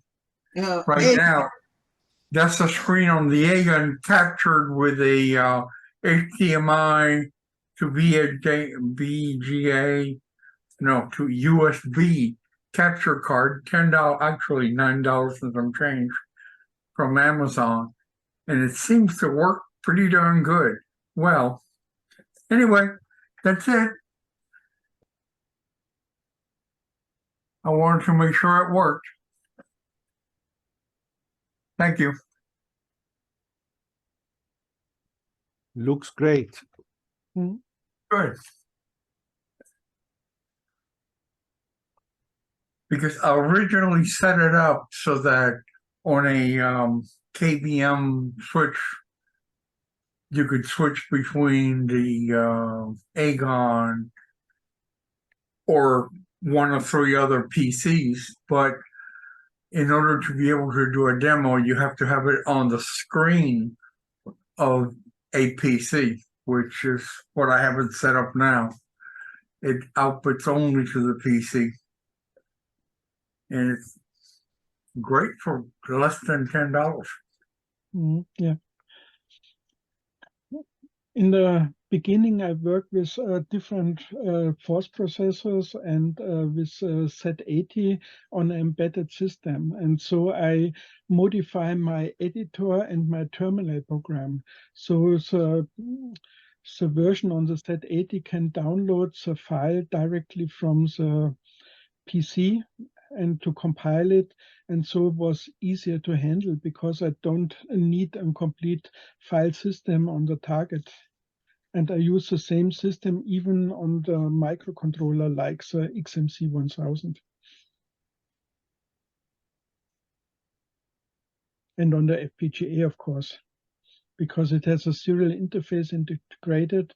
And so if I start, I can open a terminal, and if I input include, then he downloads a file from an external PC.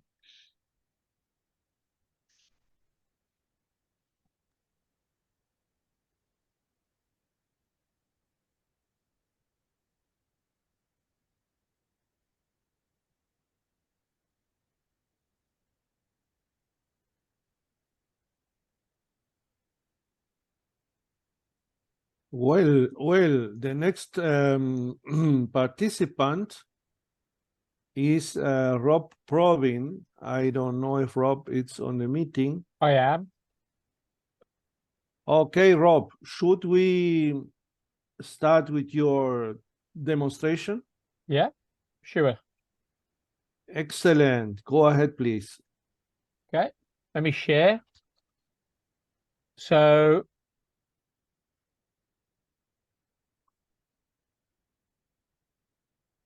okay, can you guys see that?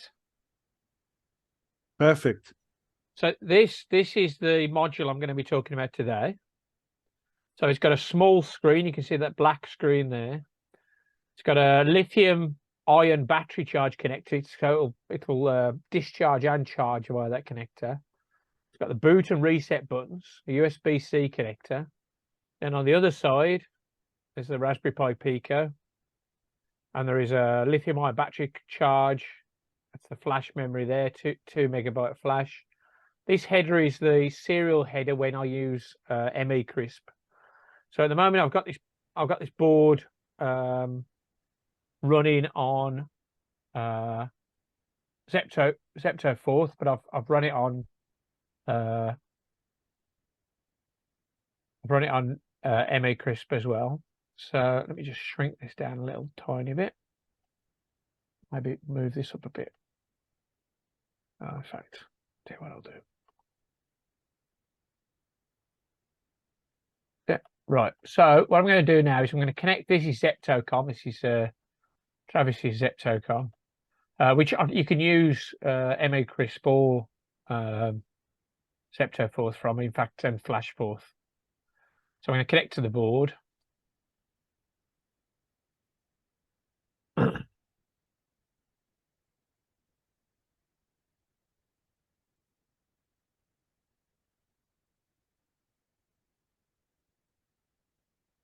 Let me just reset that board. Reset. Let me connect again. There we go. Right. So as you can see, this is brought up the Zeptoforth prompt. I'll load in the example that I posted to the so the brightness is quite high, but you can see it just did a screen fill there. And if I run this bit of code, do that now, the brightness is very high. So let me turn on a backlight so you can see that.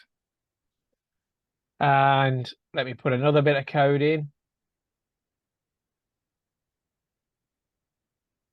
So 11th of November. So there is some basic routines to fill, and then there is some routines to do some text printing. You just provide a string, a line number, ask it to center it, and then the color, and then the text, and then you do LCD display. So that's pretty simple, and I think I posted the link to the code on Facebook. But what I'm going to talk about now for a few minutes was what the difference is between the Mecrisp version and the Zeptoforth version. So there seems to be a lot of differences, but most of these differences are actually based on the way I'm using the hardware. So the Mecrisp version, I'm actually using some routines that I adapted from Peter Jackety. So he does a bit bashed SPI implementation, which is effectively, this is the clock, this is write into the SPI, and then SPI write effectively is doing these write bytes, so you can write to an address with N characters. So I just copied that from the Tachyon Forth for Mecrisp. I did the hardware registers here, and that allows you to write to the SPI. And then that gives you SPI read and write. And then we have to talk to the LCD module itself. So the reset, there's a reset pin that you need to toggle. And the write command has got, there is a pin that tells you whether it's writing a data or a command over the SPI. And then, so all you're doing for writing a data byte is telling it whether, if you're writing a data byte, you say it's writing a data byte, so you set the pin. So these are all very, very low level routines, right? And then you write the byte and then you come back. The backlight is just on an IO pin. And then there is a set of commands. Now you can look at the data sheet for this particular LCD, so that all the schematics and stuff are on the Waveshare site. But what I did here was just copy their example program, which had a whole bunch of commands written. So I didn't think about this at all. I just ported it into Forth. And as you can see, if I just go back up for a second before we get further down in the code. So the Zeptoforth, what I thought I'd do for the Zeptoforth was use some of the routines built into Zeptoforth. So as you know, Mecrisp is a native compiled crisp, but it's pretty bare bones when you talk about the facilities you've got on there in terms of the specific hardware. It's a generic ARM compiler, the Mecrisp Stellaris. Whereas Zeptoforth, Travis has put a whole bunch of libraries that ship with it. So it's very much a bells and whistles Forth. So there's a pin driver, there's a SPI driver and a timer. And instead of all this code where it's manually toggling, bit bashing the ports for SPI, which is great for getting things up and running. And in fact, I could have ported that over to Zeptoforth directly, but I wanted to play with Travis's routines. So there's actually no need of a SPI. You see this routine is actually commented out. It's already got a SPI write routine.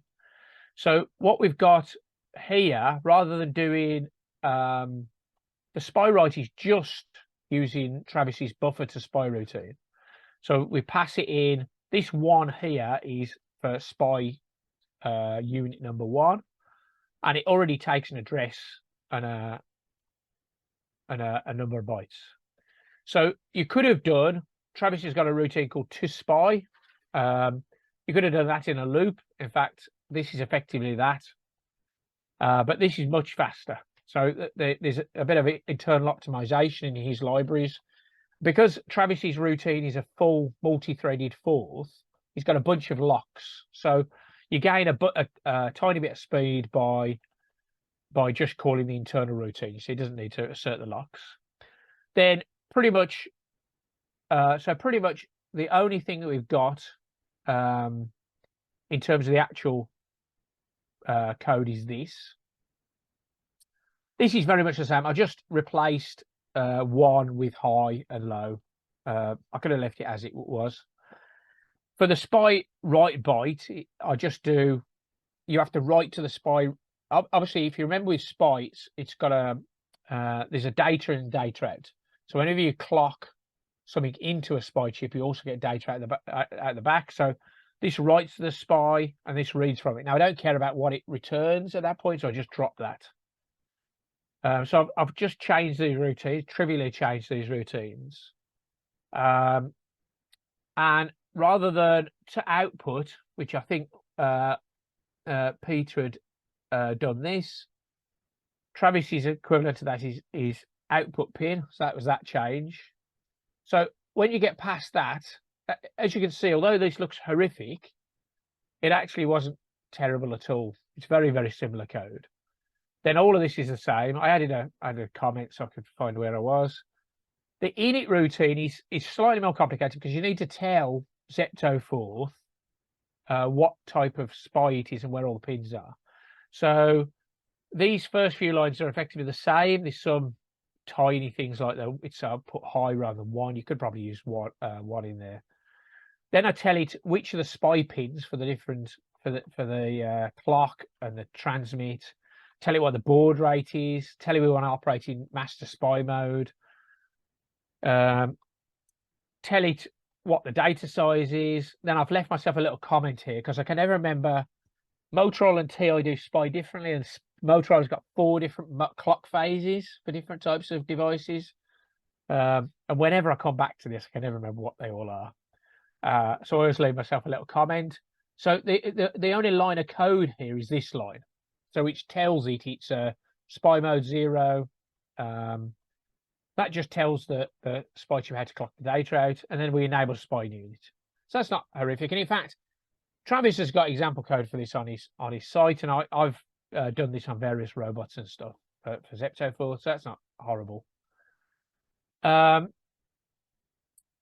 here, I've actually got these lines of code were for timing. So when I originally ran this, it was running slower than I expected. And I actually had Travis is really good. I posted a message on I don't know if it's on Facebook or on the wiki or the Q&A, and Travis immediately jumped on it and says he actually gave an improvement for this write to buffer. And then later on that evening, he said I've actually improved the core data speed. So yeah, Travis is a great guy to work with. You just post a question, he solves your problem. So this is just for timing that left in on the fill. So this shows how long. Effectively, the Raspberry Pi PICO has got a microsecond counter, and therefore, and Travis exposes that with this word, so you can find out how long things are running. This is the other. So all of that is I/O stuff, right? All of that stuff above is just I/O stuff. That was the stuff that, because I was changing from a bit bashed to using the on-chip peripherals on the Raspberry Pi PICO, Those are all those changes. So this is when you're porting forth, these, in my experience, this is a sort of changes you get into. So Mecrisp initializes variables, right? When you declare them, it initializes them. Travis's forth doesn't initialize them, right? So variables are uninitialized to start with.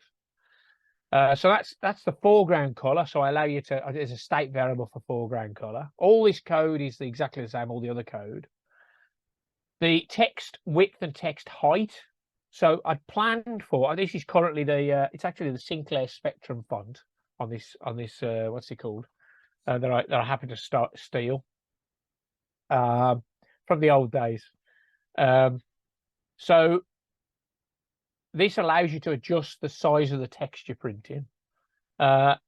Instead of initializing them, I use an init routine. Now I'm loading this into RAM every time. So what I'd have to do if I wanted to load this into Flash, I'd need to call this init routine from Travis has got an init word that's called when it's loaded, right?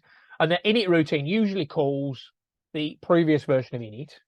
And everybody who's been using Forth on embedded systems will there'll be a word like init on your system that will effectively allow you to initialize some stuff at the beginning on boot that you'll be able to redefine. So if I was going to build it onto Flash, and you can see I've left myself a to do there, so that initializes these variables, which in Mecrisp and initialize when you declare them. What's this change? Right, so Mecrisp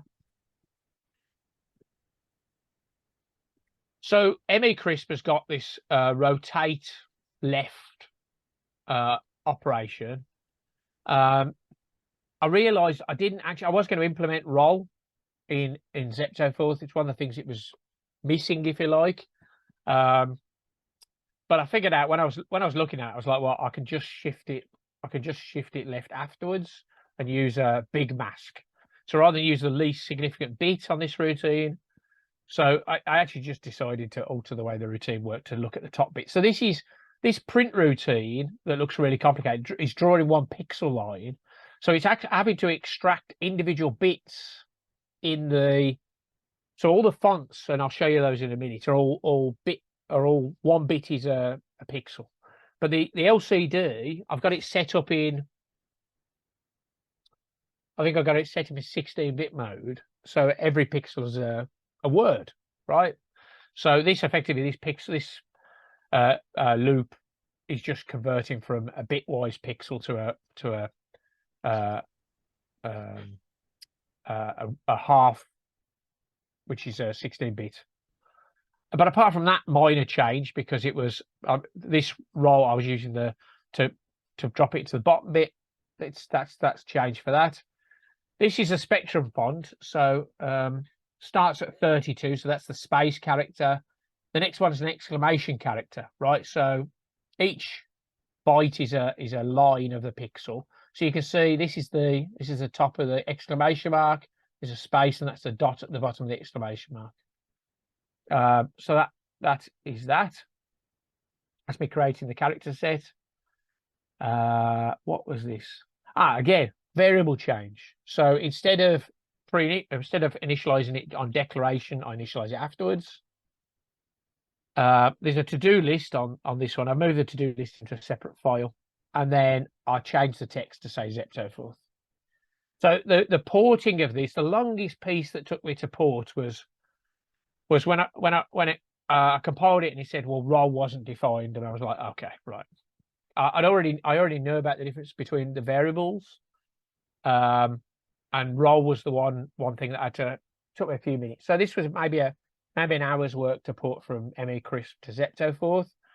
I'd already got various SPI initialization, and as I said, Travis has got the examples on the GitHub anyway. So I didn't find it particularly problematic to port. And although these are the same chip, the forths themselves are fairly different in terms of the way they operate. Okay, so that's it. Unless anybody's got any questions. Great demo, Robin. Excellent. Thank you. I think Christian Hinze has a question. Sure. Christian.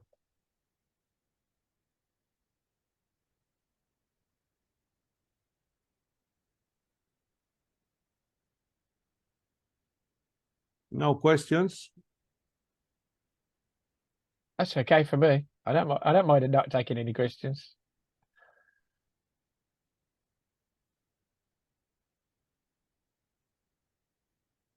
Okay, okay. Thanks, guys. Then we move on. Oh, Atle has a question. Quick question. Yeah. This is a major cell with an RP2040 on it. Yeah.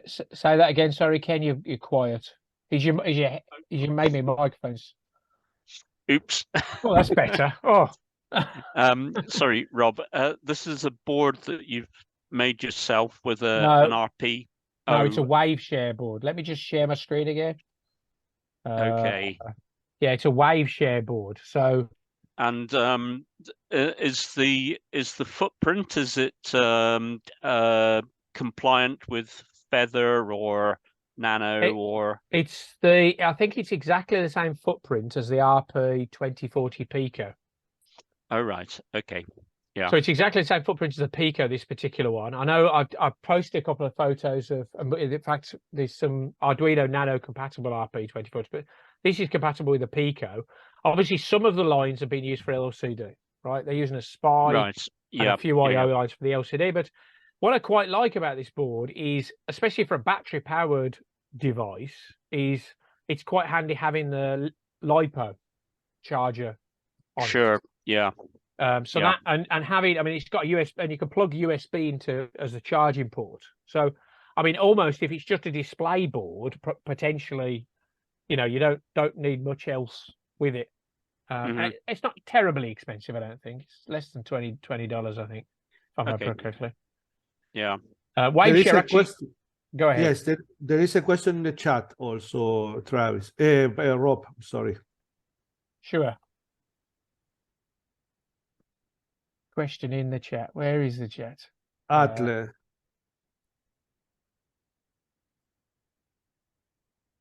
Yeah, for some. Oh, there it is. Right, I've got it.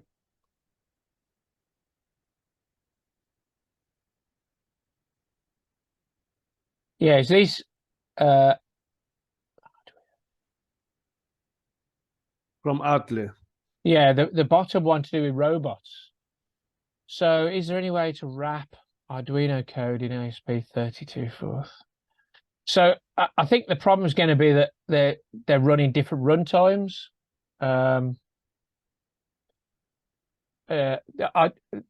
Depends which bit. I think you need to be. I take it there's there must be libraries for those routines, the magnetometer and the laser ranger on Arduino, and I guess those libraries are going to be written in C. And so, I mean, if you want to run it on ESP32Forth, then you'll need to link it in with the ESP232Forth, but it depends on what dependencies those things have got. So for ESP32Forth, because it's written in C, theoretically you can link to a C library, but some of the Arduinos have got, for instance, embed, which makes it more complicated. But theoretically, you could build it into the C of the ESP32 interpreter.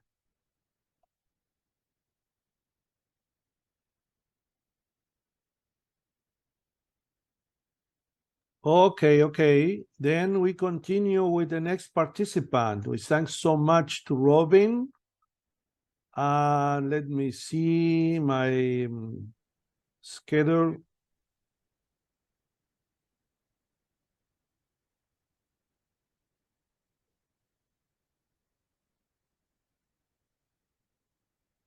The next one is Bill Ragsdale with force tools for dealing with dates. Bill, are you ready? I am I am marvelously ready. Very good. Thank you. As an introduction, we're going to have a challenge built into this, introduced at the beginning and at the end. And the challenge is to develop code to determine the day of the week of the year. This is an ISO standard used in business, the week numbers. And I introduce this by saying I have struggled with this problem for 20 years. And I finally solved it about 3 weeks ago. It wasn't a critical problem, but I used to publish a financial newsletter. I'd published it for 25 years, and the issues were all keyed to the ISO week number because it was a weekly letter. And so I could get them off of a written calendar, but I wanted to program them. So I tried to program it in Excel and tried over and over and over, and I knew the theory, but I could not reduce it to practice. And so I was doing some Forth work involving dates, and so I came back to this problem, and now I am pleased to say I've solved it, and it's now part of our challenge. And now I will get to the actual program.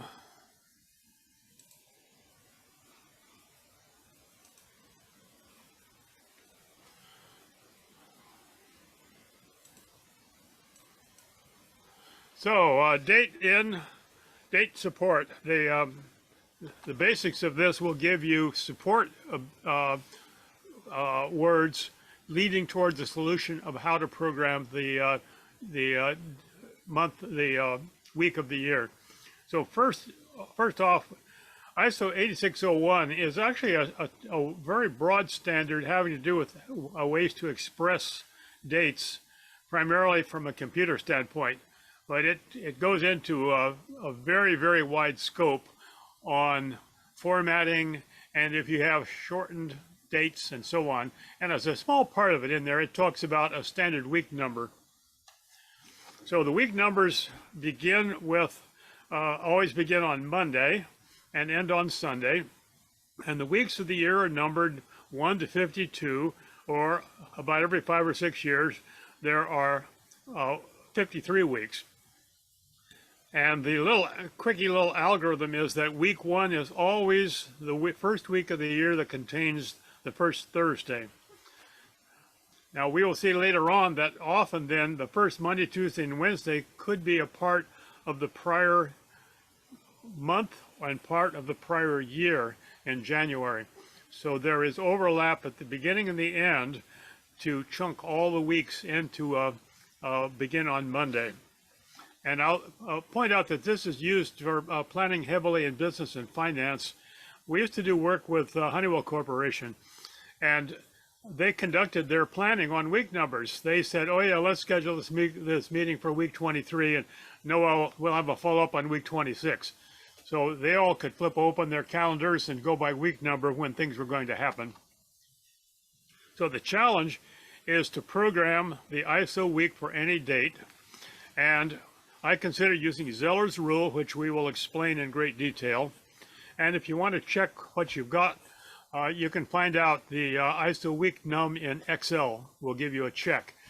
And as I was doing my programming on my newsletter, ultimately about 8 or 9 years ago, Microsoft added the ISO week number into Excel.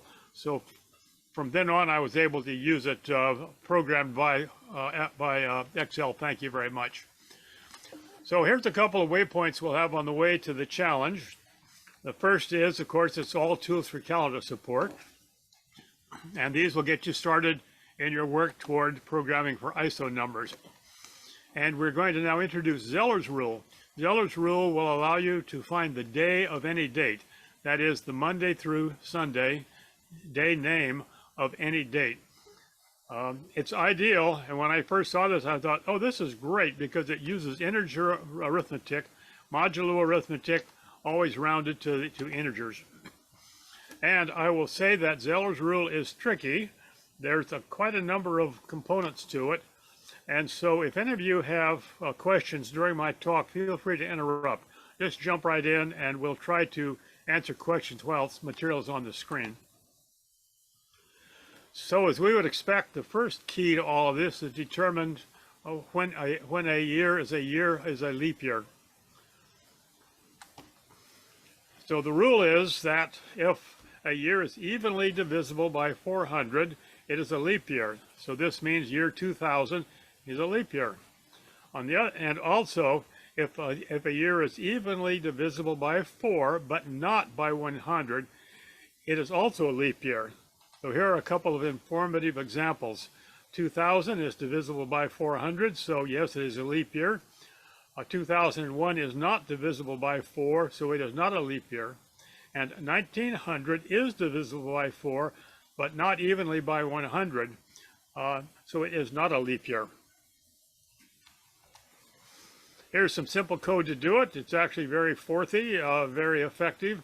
If you input the year, in this case we duplicate the year number, we do the 400 mod check, then we do a 100 mod check, then we do a 4 mod check, and we and or those together. And very efficiently it gives us leap year or not a leap year. The examples are in green at the bottom. 200 as tested, and we see we get a -1, which is true. It is a leap year. And 2001, we get a 0 or a false. It is not a leap year.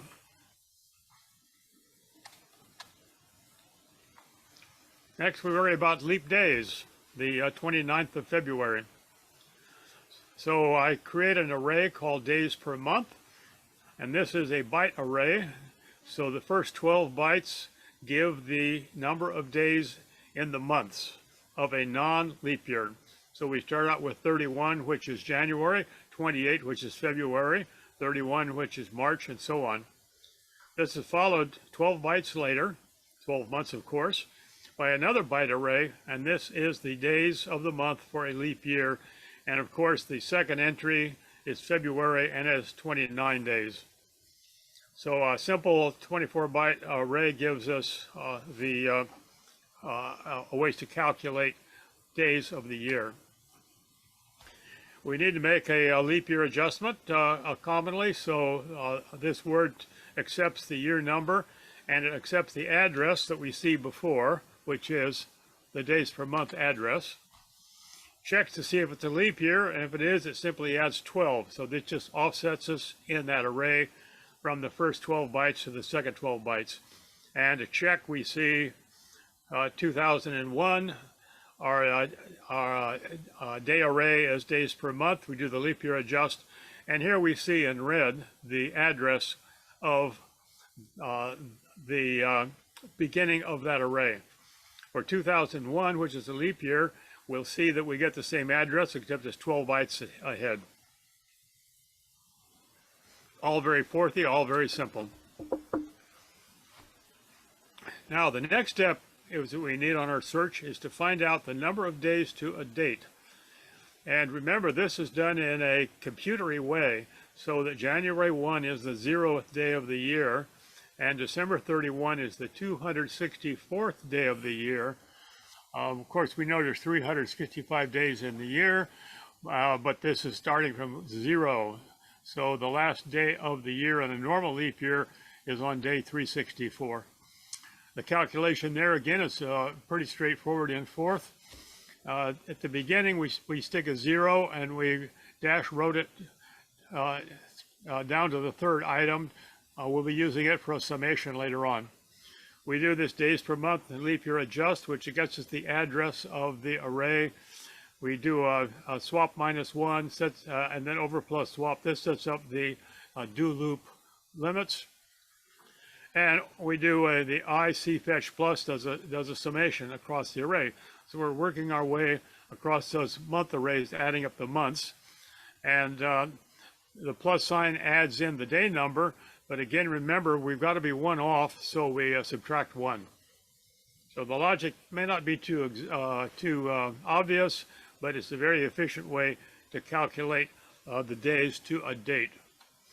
If we want to calculate the days between two dates, we first get a date from the first of the year to one item, date from the first of the year to the other item, subtract those, and that'll get us days between dates.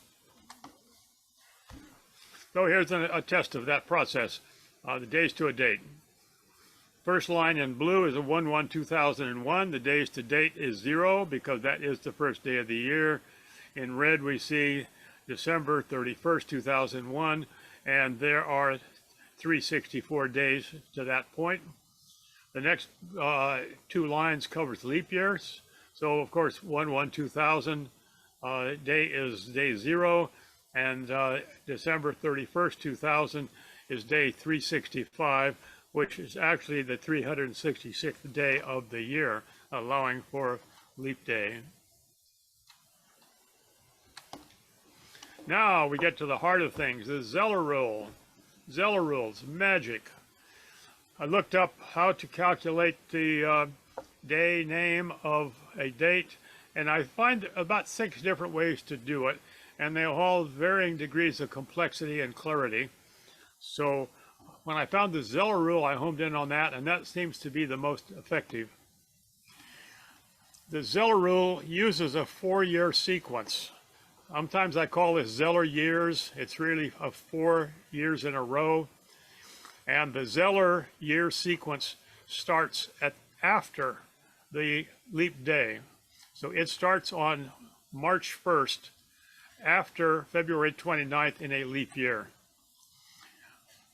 This can cause a bit of confusion in calculating the month and year offsets. We'll examine how these adjustments are made. It was confusing for me, and it took 3 or 4 times through the whole process to get comfortable with it. And once I started coding it, of course, it got a lot clearer. So we'll look at this Zeller year sequence. As I said, it begins the first day after leap day, and it runs for 1,461 days, ending on a leap day. The beauty of it is it pushes that adjustment for the leap day at the very, very end of the cycle. So you don't have to work halfway through your calculations and find the leap day in the middle. It's always at the end. That's the key to how this works. So the sequence would start at 3/1/2000, day after leap day, and goes for 1 year to February 28th of 2001, another year to February 28th of 2002, and then 2003, and finally it ends on February 29th of 2004. So that is the solid anchor or key that makes this possible. So since the Zeller year starts on February 1st, what do we do about January and February? Well, we see that the Zeller system uses the numbers, the month numbered, starting at March is month number 1, December then is month 10, and then in the following year, January is month 11, and February is month 12. So again, remember, and we'll see this over and over, the Zeller year spans 10 months of 1 year to the 2 months of the following year.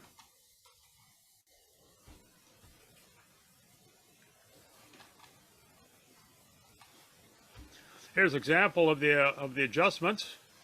We see the months in sequence, January through December, and then the traditional month numbers of 1 through 12. The adjusted month number then, for a January month, Zeller then converts this to 11, and it backsets the year to the prior year. Same way with February.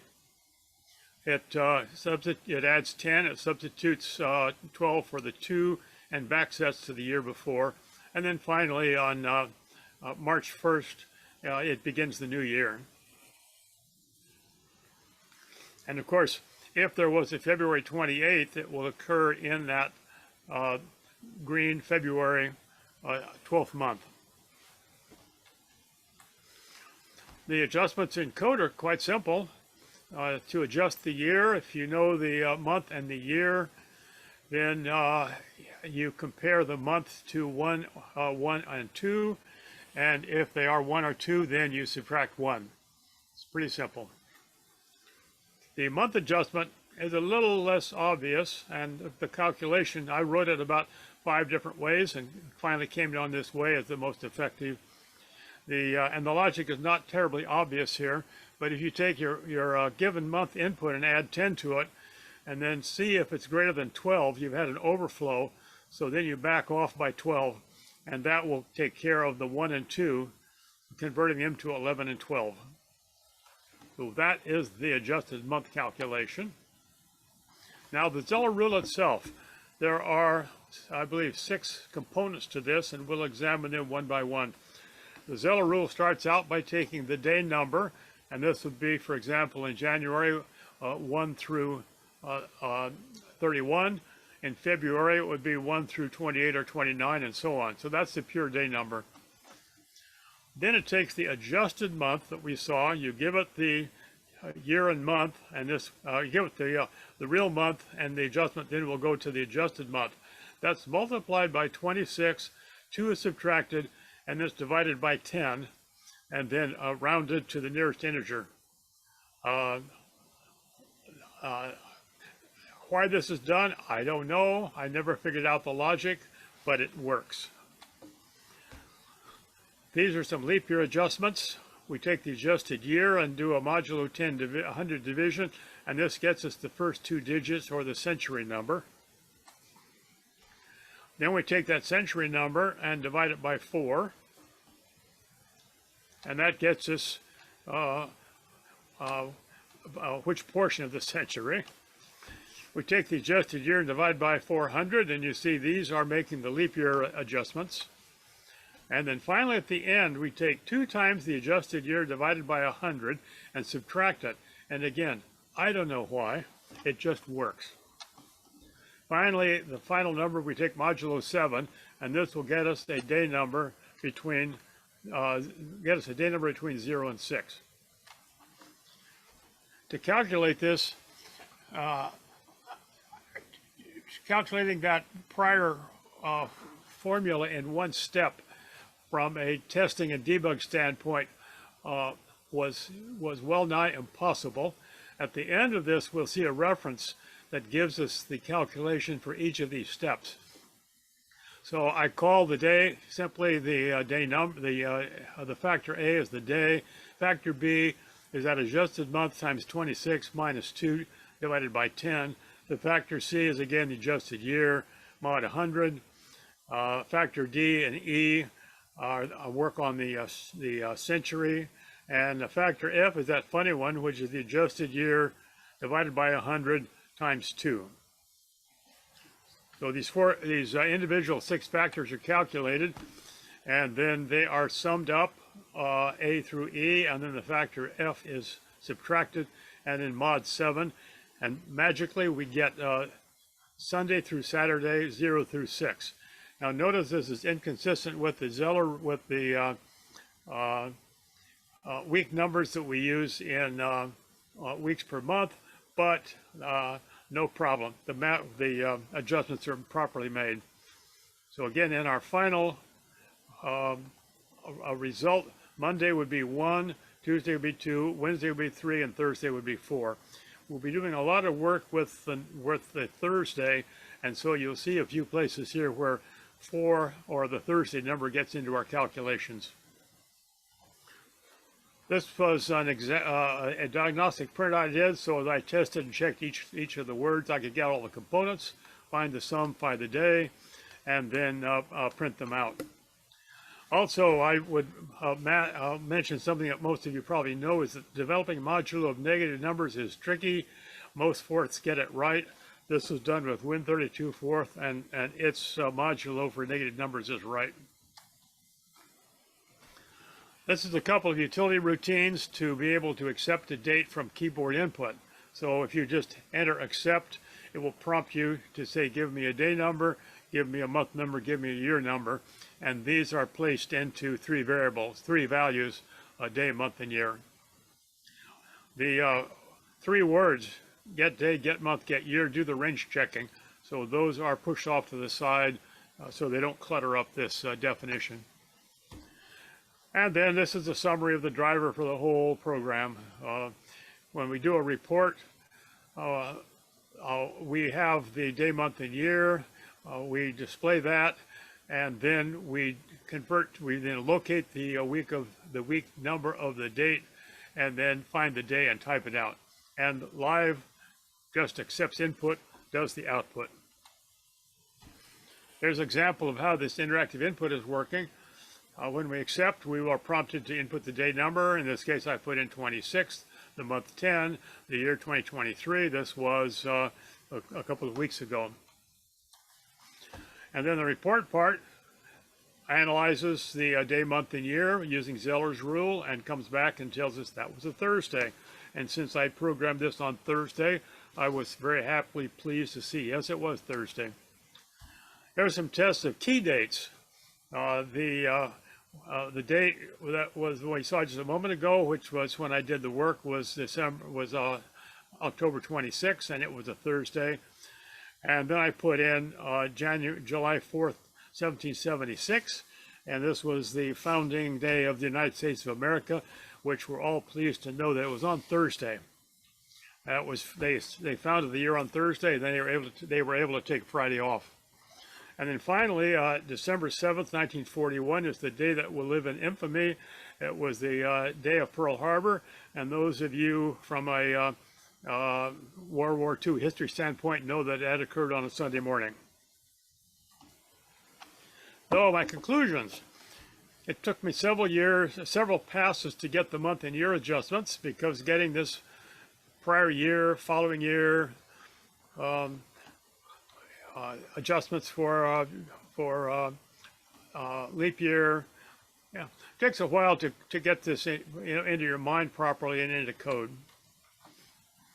To do the interactive input in Forth, where I prompt to input the numbers, I had to poke around in Win32Forth to find some suitable primitives to help with that, and I finally worked out how to capture that input interactively. And as a comment, after I looked at several other methods for day calculation, I think Zeller's rule or some derivations of it are probably used by most systems today. It seems to be the most straightforward, and it does cover, as far as I know, it covers all the date range that are used by the Gregorian calendar. So back to our original ISO week challenge.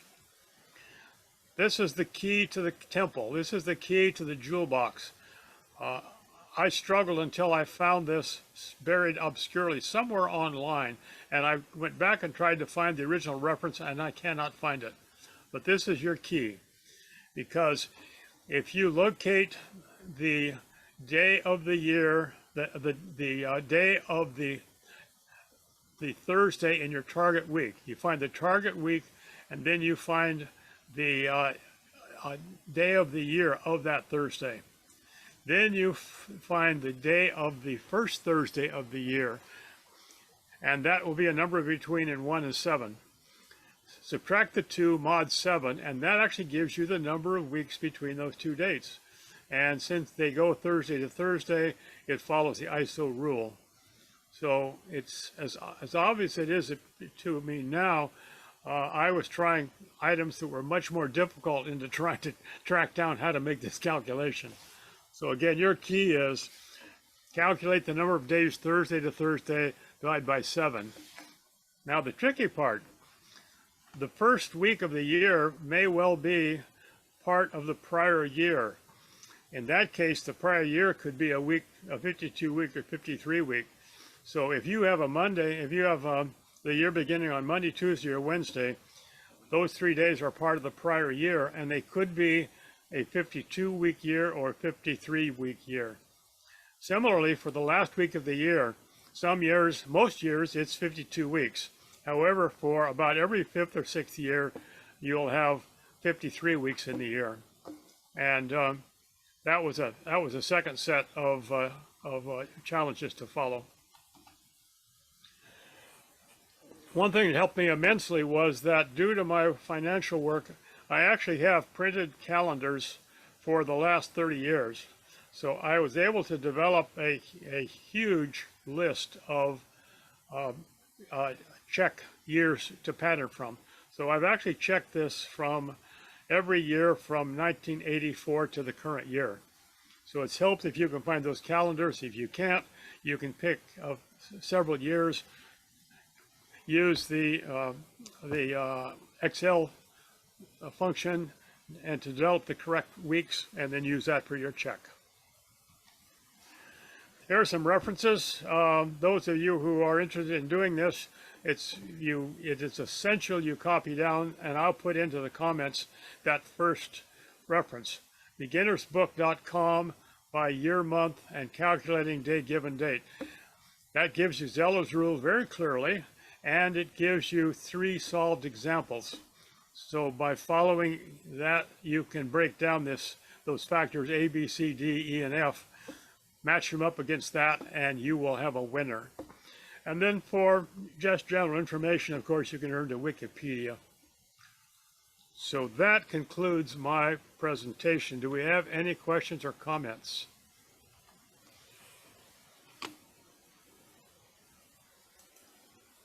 I see we're shocked into stunned silence, and that's quite appropriate. Now, it is interesting to realize that the numbers of the year reflect the names. December is the 10th month for the Romans, and October is the 8th month. The year originally in Roman days started in March, and so if you key off of March, then October, November, December makes sense. But September also, that's the 7th month of the year, and so you translate it back from Latin and you get 7, 8, 9, 10 anyway. And of course December is decimus 10. So there is our short run on calendars. I think it's great fourth examples, and it was great to have it in my toolkit. So I'll see you back here in December, those of you willing to undertake that, and I'll show you a solution I came up with, putting this all together. And look for that reference in the chat, which will be there in a couple of minutes. So I'll yield the floor back to Peter, fearless leader. Thanks for your rapt attention. Thank you so much, Bill. Excellent demonstration. And we will do, of course, the challenge. So, gentlemen, we have Chuck Moore in a meeting, and I suggest those of you, Pablo Reda, for example, and Christian Hintze, and Jan Langebart, and all our members probably have any questions for Chuck. So go ahead.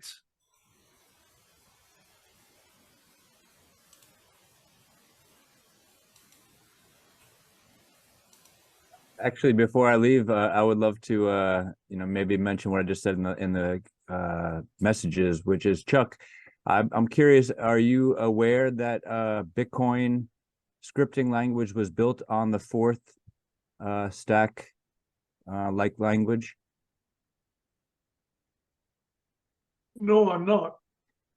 So I would love to. I actually have to jump off here right now. My neighbor has pulled me into helping him to change his starter in his car. So I'm off to do a good deed, hopefully.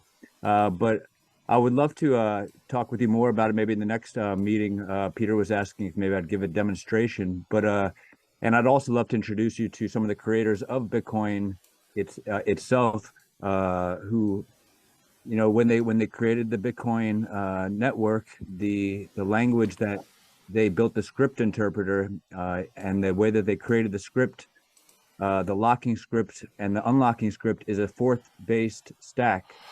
So essentially, using opcodes, very much built off of, modeled after Forth, some of the simpler rotate and add, subtract. We have SHA-256 opcodes, and but because it's an immutable ledger, the locking script has to be built in such a way that once it's deployed, it's now forever deployed in that immutable state on the blockchain, and that script is what needs to be unlocked to unlock the Bitcoin to be able to transact with it. And so you have to now, as the redeemer, put on top of the script the unlocking script. So now it concatenates your unlocking script with the locking script, and it executes the Bitcoin script evaluator, which is again based upon Forth. And so it runs this script stack and it evaluates to see if it's true. And if it's true, then it allows you to unlock the coins or run the code.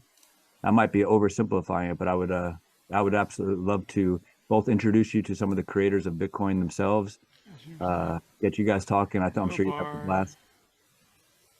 Yeah, but I didn't know if you were aware that, yeah, you inspired an entire generation of if Chuck does not know about it, but I have seen the page, the web page. Do you have the web page here to share with us?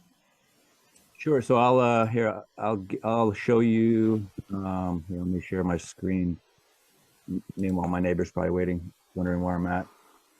Here. So this is okay. Well, this is as an example on the Bitcoin wiki page for, as I was telling the gentleman earlier, Chuck, when Bitcoin was first created in 2009, it had a full stacking script language that include all these different opcodes. You know, you have flow control, as you see on the screen.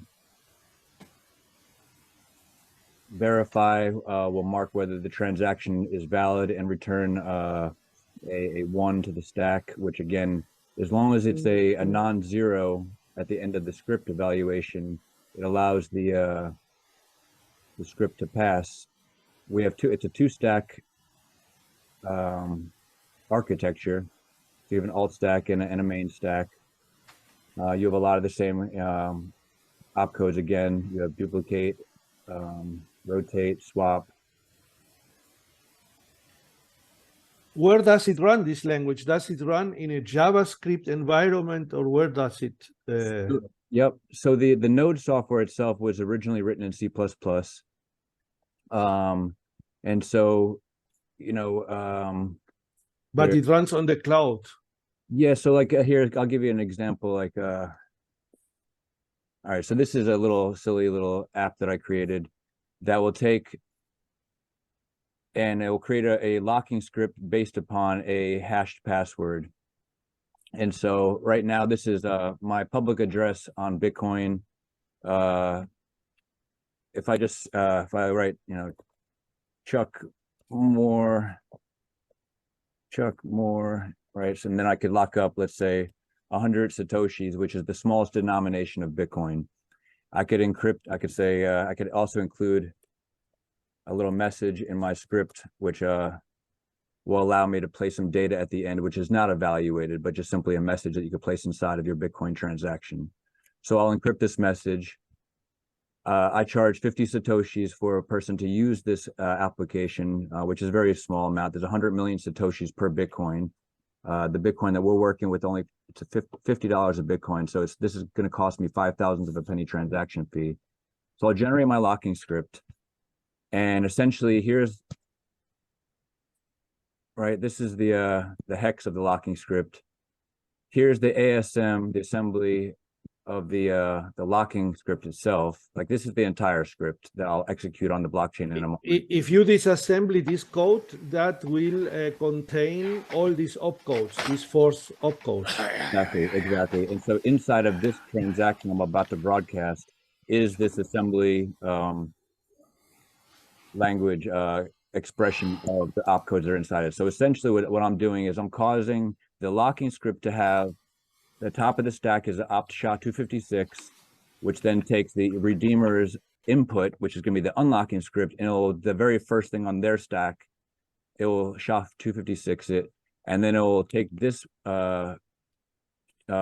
piece of data right here, which is actually my SHA-256 of my secret, which is Chuck Moore, right? So that's Chuck Moore in the SHA-256.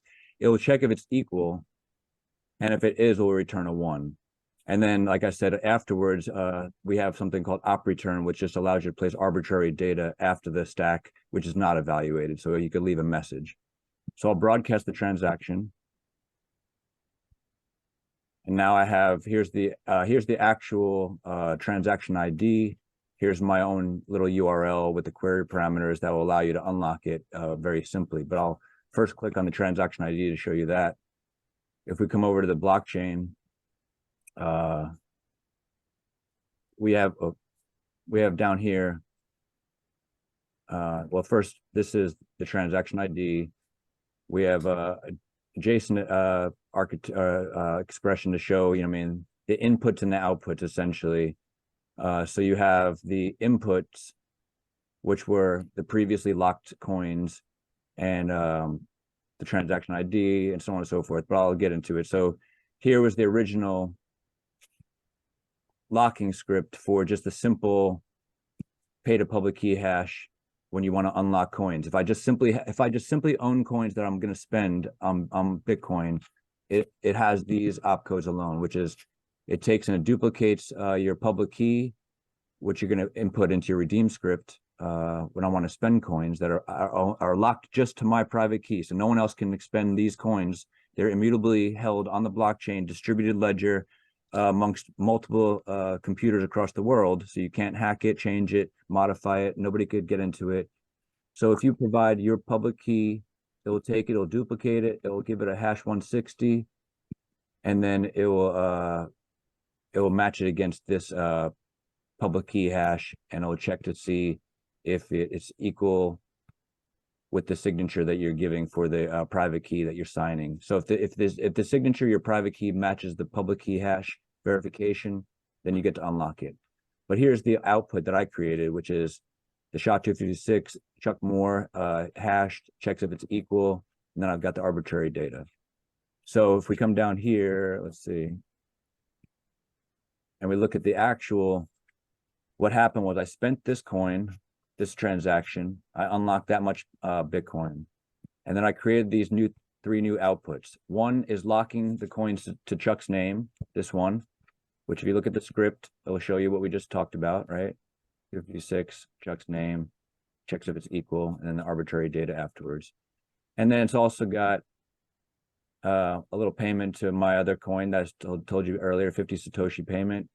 And then here's the change address. So it just is giving me change right back to the address that I spent out of, right? And that's how Bitcoin works in a very simple manner. But now if I go back to the original locking script URL and I come back to our application, now I'm sticking the transaction ID in here. I type in the Chuck Moore, right, as the password. Here's where I want it to be sent back to. And I'll generate, well, it's already generated for me, but I'll do it again. Generates the unlocking script. And so here's our hex of the unlocking script. So if I redeem it, hopefully this works. It says transaction broadcast successfully. All right, so it did. So if I go now and click on this transaction ID, we could actually check to see what happened. And you could see down here, here was the original locking script that we created. And so that's the stack that's waiting on the blockchain with coins or with, some Satoshis locked behind it.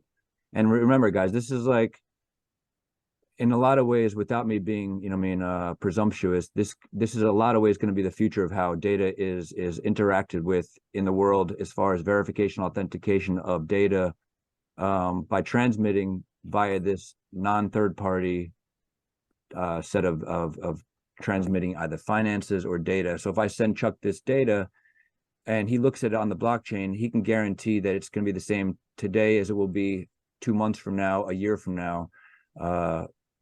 And same thing with Peter. He could look at it, and because this is replicated across the world in multiple nodes and mirror images of the same ledger, then we could all be guaranteed that we could access the data and transact on it. So here's the stack, right? We have different pieces of the stack. And then if we look at our unlocking script, all I did was give Chuck's hash of his name. In fact, that's if the unlocking script, the locking script, to keep privacy, I hashed his name first, and then I caused it to be double hashed essentially. So that way, when I give the password afterwards, nobody could look afterwards at the blockchain and see what the password was, right? They'd have to know what the actual original data was that was hashed. The locking script contained the double hash. anyway, I didn't mean for it to be so much big of an explanation and get into that, but that was something I was really truly curious, Chuck, if you're aware that this incredible phenomenon that has really taken over so much of the world, and not in the sense of like people scamming people and losing money off of all these different types of coins. I'm talking about the actual Bitcoin protocol from 2009. It was a Forth based stack. It got me completely immersed in Forth now and studying it. So can we say that Bitcoin is an application of Forth? absolutely. Well, I would say it is a 100% Forth based scripting language, and without Forth it would have been a completely different beast, and because of the efficiency, I believe, of Forth is why it was chosen, but yeah, I would definitely say if Bitcoin is absolutely a child of Forth. Fascinating. Yeah. And it's really, I'd love to, again, express to you and show you some of the applications that are being done today for digital rights management of music and content, to where you could have within the locking script, we could have multiple parties that are addressed and paid. We could actually constrain using a pre-image of the current transaction that we're spending.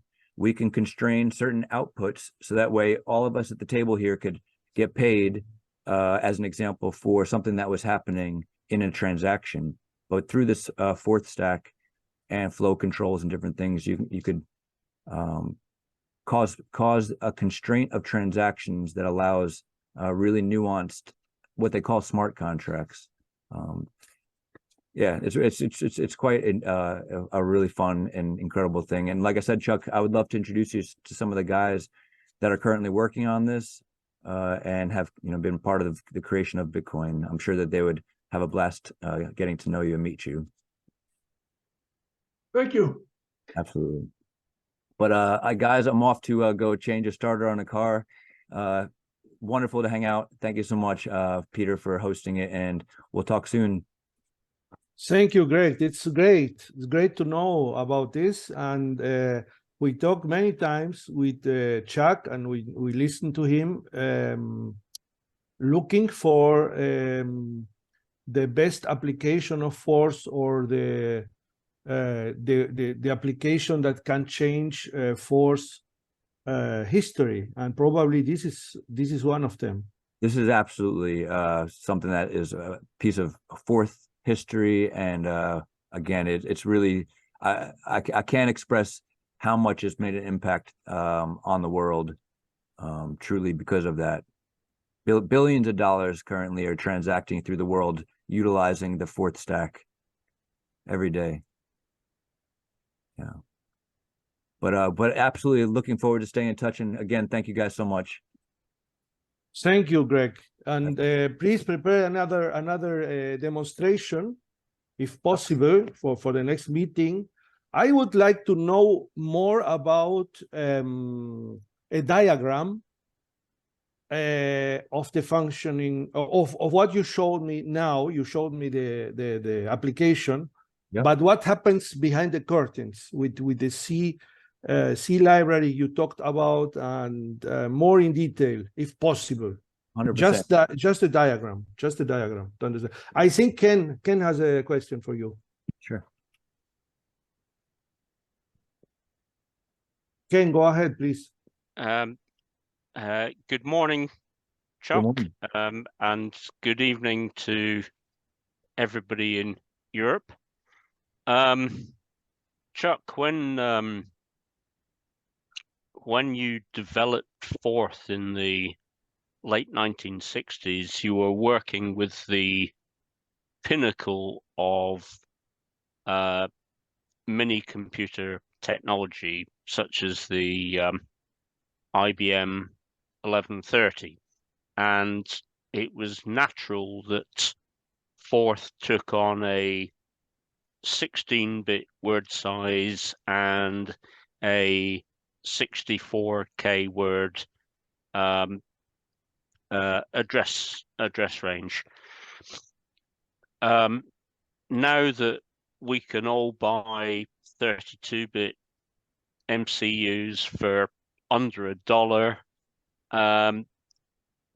do you think that we should all change our aspirations and Forth becomes a 32-bit virtual machine?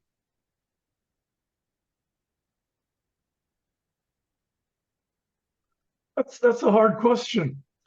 My Forth is 32 bits. 32 bits cost you twice as much as 16 bits.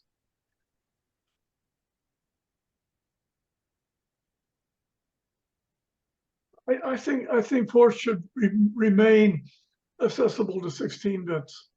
Mm-hmm. This notion of cell size is unnecessary. It's obvious what the cell size is on a particular machine, and applications are very rarely ported from one machine to another. If I were designing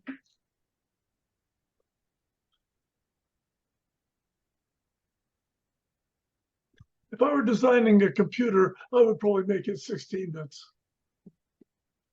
Right.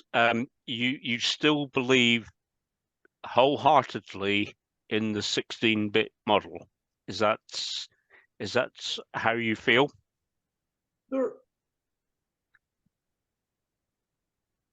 Forth was originally designed to do arithmetic, but modern applications don't do arithmetic. They do logic. So the word size is not near as important as it used to be. Okay. On the other hand, hardware is cheap. There's no point in sweating it. I am annoyed that the performance of AI is specified in flops, megaflops, when there's nothing floating about AI. It could be 16 bits. Okay, well, that's a very interesting insight. I believe in minimalism, and to have you confirm that the 16-bit model is as important now as it was 60 years ago, that's a revelation. Thank you.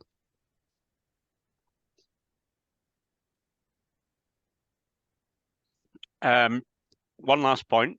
Chuck, are you contributing to Forth Day next Saturday?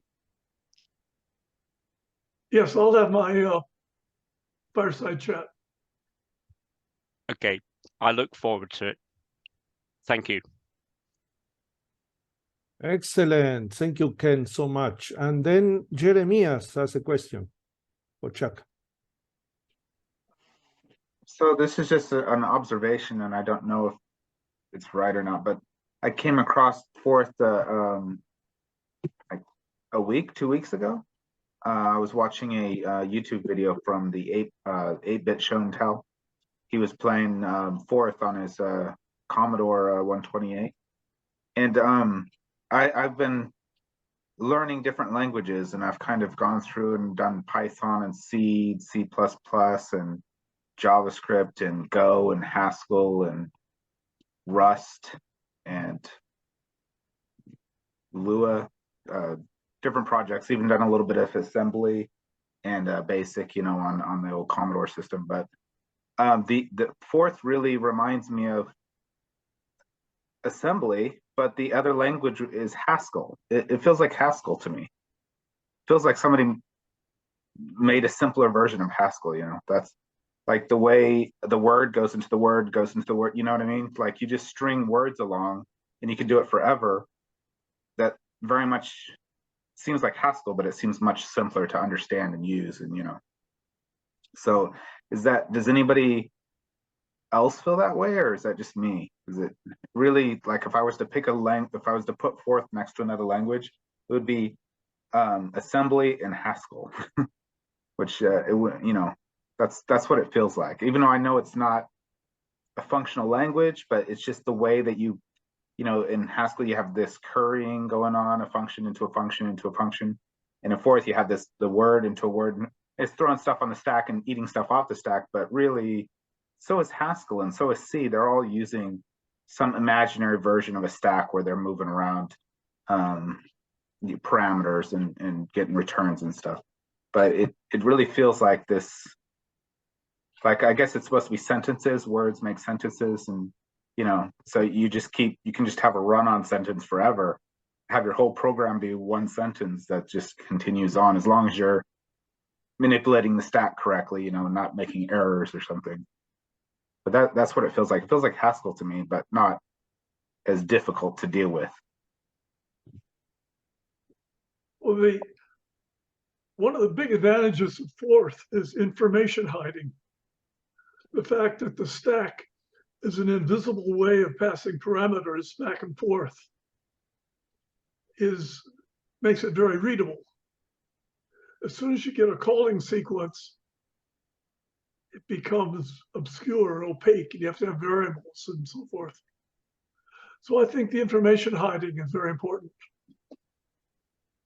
Also, what you were saying about 16-bit, I've been using G-Forth because I didn't know what Forth to use, and I'm on Linux, so that's GNU. I was like, I guess that's where I start. And mine, I guess, is 64-bit. So is there a difference there? I mean, I'm just running it on a laptop, so it's not on a embedded device or anything. So I'm just using it inside of Linux. As soon as you have 64 bits, you've got 32 bits of zeros. Yeah, it's a terrible waste of bits. I ran into this problem where I was trying to access the C libraries for SDL, and they're using 32-bit signed integers. And when I'm trying to pass a number into that from a 64-bit, it gets truncated and it doesn't do it. And then when I try to pull the number out, again, it's just added on. And so the signed bit ends up being just part of the number. So I had to make a couple words to basically fix a 64-bit signed number. Hopefully that's not too big, into a 32-bit signed, to stuff it into this SDL struct for like rectangles when you're moving images around and stuff. And yeah, I was like, because I was realizing it's 2's complement and it's just truncating it and it's not taking. Okay. Excellent. Yes. That's beginner questions of Forth and more for G-Forth block. Oh, okay. Again, is there a difference? What's the deal? Now we move on, Jeremiah. Thank you so much. Cecil, you have a question for Chuck. Oh, it's pretty simple. When you were developing Forth in the 60s, did Lisp have any influence at all in your thinking in creating Forth?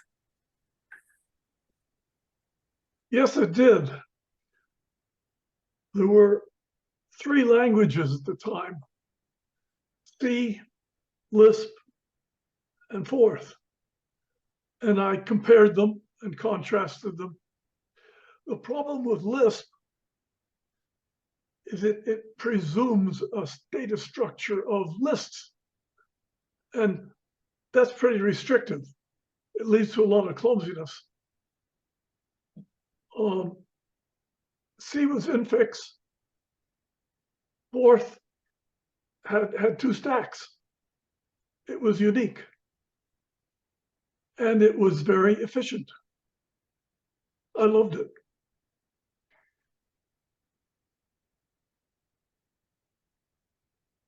I've been trying to learn a little bit about Lisp, And when I read how Lisp works, I said, I get a little feeling that some of those concepts work their way into Forth. Completely different languages, but some of the concepts of everything, say, function and stuff like that. Anyway, thank you.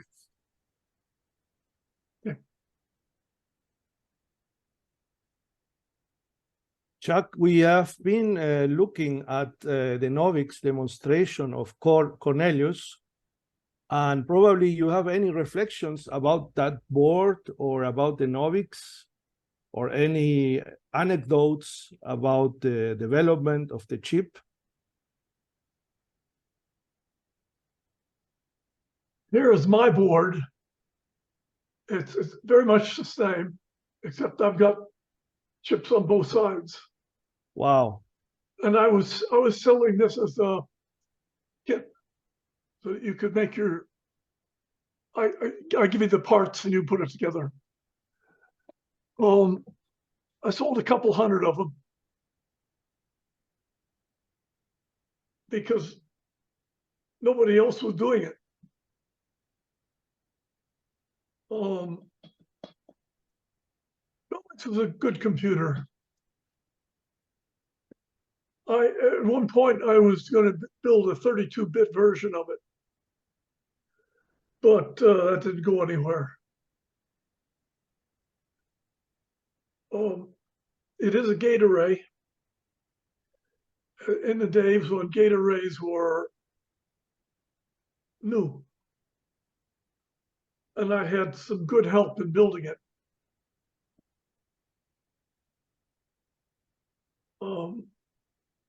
The instruction set was a lot of fun to develop.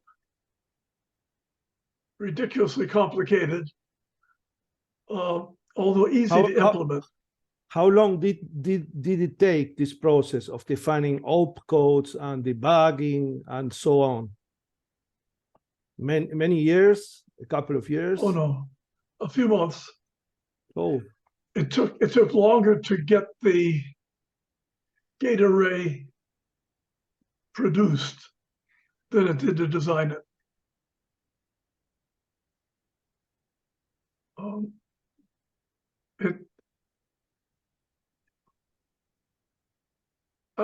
I didn't think it was difficult. In retrospect, it was a daring thing to do, but at the time it seemed perfectly reasonable.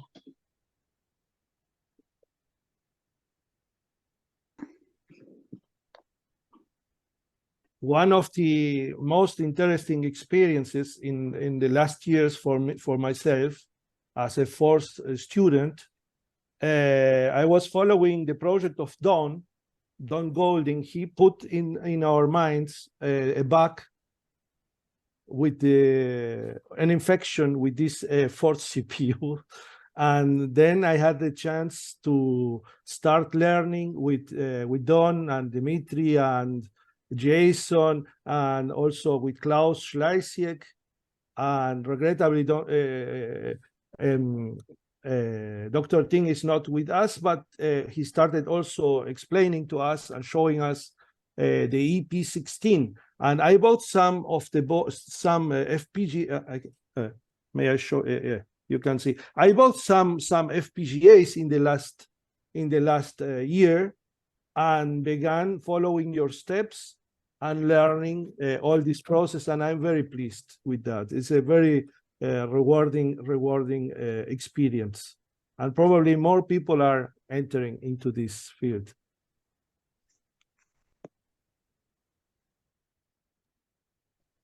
At this subject, is it possible to move Novix to a gate array?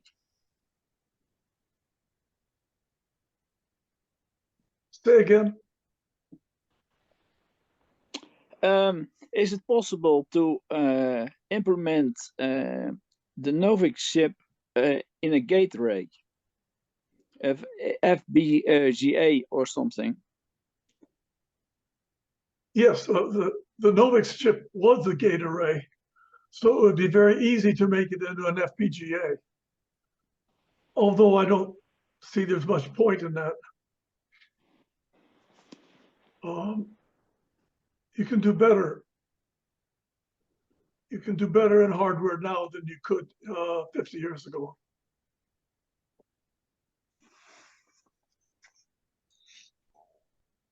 I have another simple question. Forth, your Forth has evolved over the years, and I gather color Forth or something very similar is the latest and greatest. Do you envision moving to a newer Forth, or are you pretty happy with color Forth and its simplicity? I know you're always shooting for simpler and simpler and simpler things. So what are your thoughts on the language itself? Is it as simple as it can get, or is there room for improvement?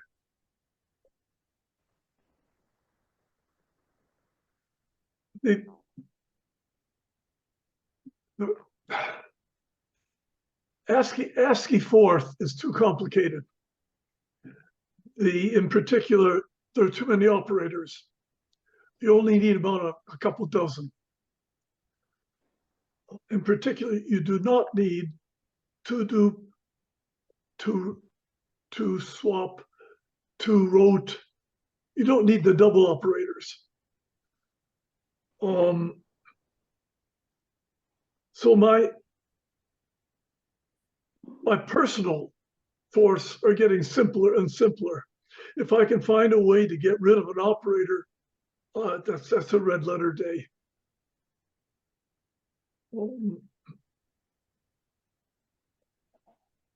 I can show you some examples of color Forth next week, but nobody seems to be impressed.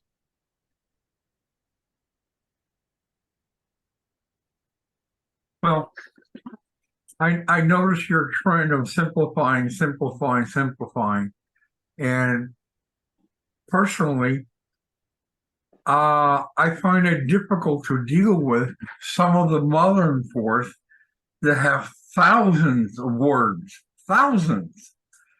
You can't keep track of that much stuff in your brain. So 16, 32 instructions. I'm happy with that. What I do with color Forth is I have a minimal set of instructions. And on top of that, I compile applications. I do not have all the applications resident at the same time. So the vocabulary at any one time is maybe 100 words for the system and 100 words for the application. And applications overlay each other. Only one is present at a time. And that keeps the vocabulary small and comprehensible.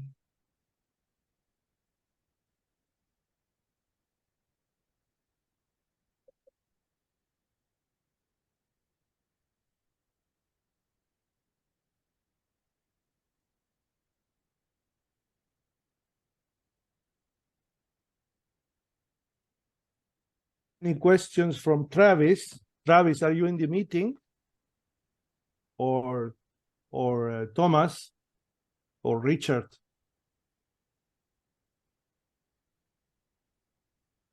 I guess I am in the meeting.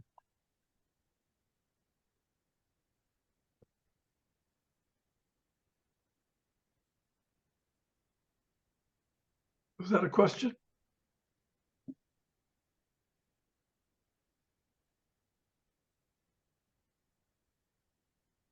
Hello?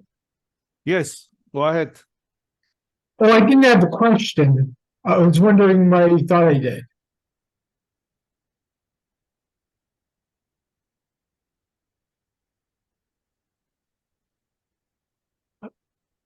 Say again.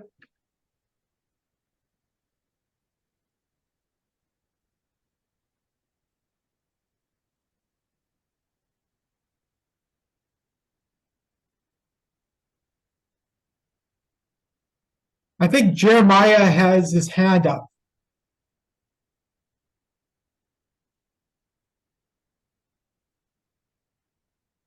Yes, okay, but this is are these again beginner questions, Jeremiah?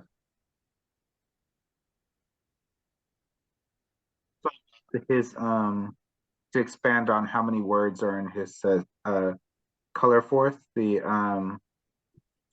how many compiled words are in the language? Do you call those core words or compiled words?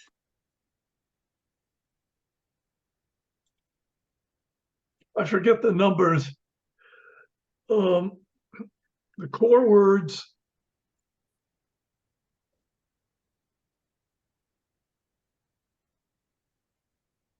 I think they're around 20 or 30. Are those the words that are compiled to actually like assembly? That's right. Yeah. They're assembled with an assembler, and that is fixed, and it's very hard to change. And from those words, I can construct an assembler, an editor, a compiler, the applications, everything I need. But it grows out of those basic 20 words.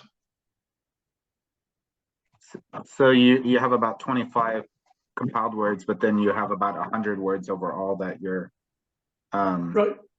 Yeah, because that was the thing that I was trying to grasp. I was having a very hard time finding information about how many words in language, not words that people made, but how many, are actually there and how to get information on them, basically.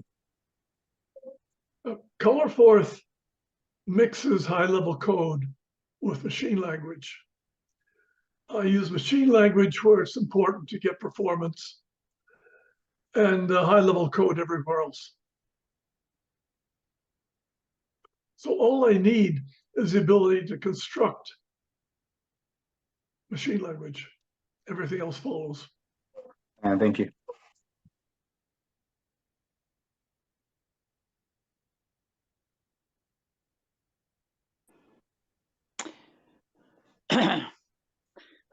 I'm pleased to inform you that there are Forths compared to G-Forth that are also limited. My CI Forth is approximately 300 words, so such that you can see it on the screen, and it is practical tool. I have solved 400 problems from Euler project that is mathematical problems with those Forths. And the philosophy is also that you have a library containing blocks where you can load things that you need for special applications. For instance, a fixed point package, or even a floating point package or an assembler. But that is not part of the core Forth. And I'm praised that it resounds a bit for Colforth.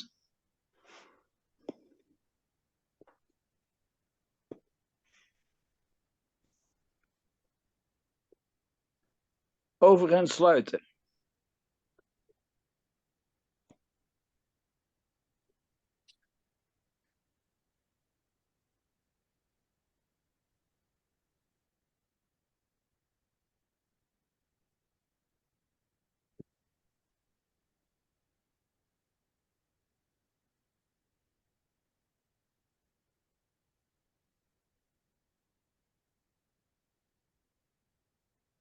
Okay. We have another question, another two participants here. One is Christian Hinze.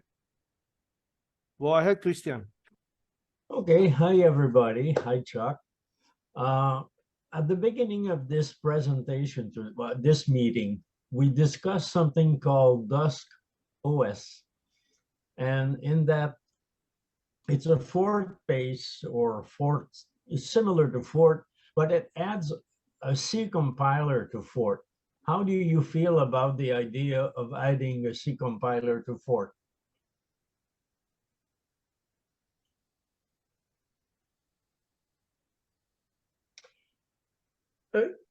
I don't have much, I don't really have an opinion. Yes, you can do it. You can do anything in Forth. Some things are worth more doing than others. I don't know that C could be that Forth could do a better job of compiling C than assembler could.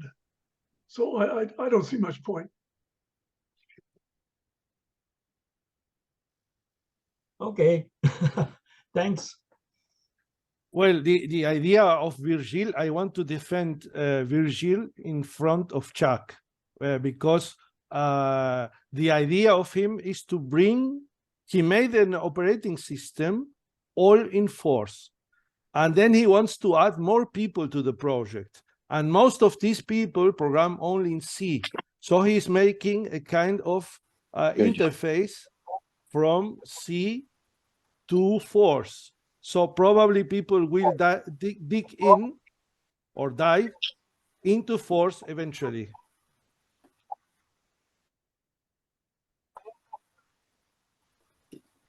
Can I can't find the button to raise my hand, but maybe I can defend myself. Perfect, directly. perfect, much better. The idea of the C compiler. First, I don't like C. And the idea of the C compiler isn't to bring more C to Forth. The idea is to port existing applications that are ill-designed, because the modern software world is insane. So there's nothing good about the modern software world, but it has some kind of value. So, for example, reading PDFs, it's immensely complex and complicated and needlessly complicated, but it's written in C. So you don't want to rewrite this monster. You want to port it to a sane system, which is a Forth system. But I don't want C. I don't like C. It's just that I want to piggyback on existing stuff, as crazy as this stuff might be. So that's the idea behind that C compiler. That's it.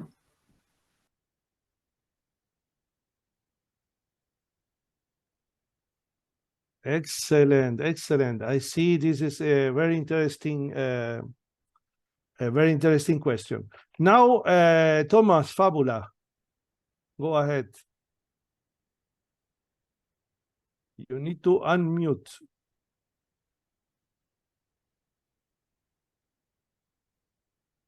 You are still muted.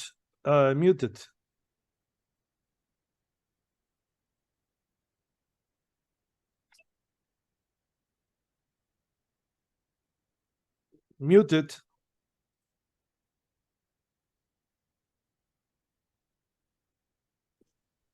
Now it's better? It's okay? Yes, excellent. Okay. So, thank you being with you. Chuck, I programmed with Forth in the 80s. It was my physics thesis and diploma thesis, physics. And I was last year very active in the Python community. I has done a lot of voluntary work. And I recognize that we have a very good community within Python. And there's a slogan that states that I came for the language and stayed for the community. And I love this because it's very diverse. The youngest people were about 10, 12, or 14. And we had even a 48-year-old guy from, I think, from MIT. He was working there on one laptop per child computer. But what is my question? What can we do here at Forth 2020 to get especially very young programmers interested in Forth and to further promote our community and make it more diverse? Because in other words, we need more women, more girls, children, and young people in general. Do you have any idea for this, or could you give some suggestions? Thank you. I have faced that problem for 50 years. and I don't have any suggestions. I'm not a teacher. I'm not a promoter. I'm a programmer. Yeah. And I've always relied on other people to promote Forth. I think it's worth promoting, but it has not been done successfully. And I don't know why. I don't know what might be done differently.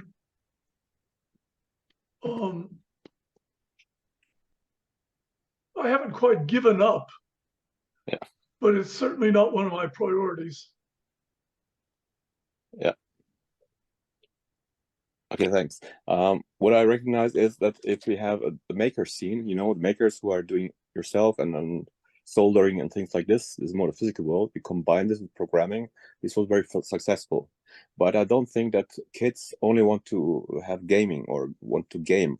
So they want to program some very important things or to learn. So I could imagine that beside Python, it is very successful the last, let's say, couple of years, at least the last decade. Yeah? And I think Forth could also be better. But we need some ideas, and I talked with Peter also and with Ulrich about some let's say community events, what we could do to promote this more. So we will try it, and maybe in some of the years we will have more of them, because now we are some of the older guys, yeah, and I would have also some of the youngers, because they have to have good ideas, you know, and there are some of them.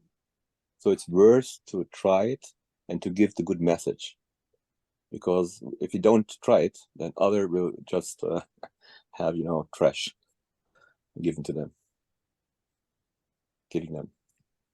Okay, thanks. And Pablo Reda, very good, Thomas. Thank you so much. Pablo Reda. Right, Chuck, I hope you understand me. My English is very bad. I try to teach children to program in a version of my interpretation of Color 4. I try to simplify the language, remove any access to assembly. Because when I try to teach program, no like to teach assembly. Then, well, I made my version of a language like Color 4. It's easy to teach to children, but it's hard to deep understanding on the basic concept of the computer, because there is no assembly. And if you have any comment about this, about remove the assembly language from the Forth, from any Forth, how face this task, or you know it's not a good idea remove the assembly connection. No see the processor, the programmer no see the processor who run the program. This is the question.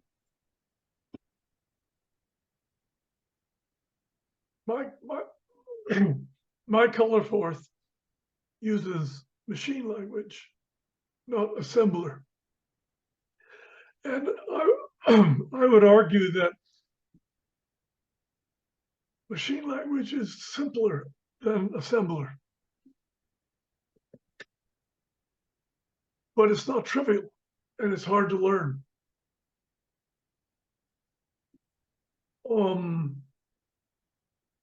I think a purely interpretive language is too slow. In the modern world, you need speed as well as flexibility. And so you have to have the ability to write machine instructions. Unfortunately, there are many different machines, so you have to specialize. But people are smart. It's not asking too much of them. And I guess I'm losing my voice, so I'm not going to be able to answer many more questions.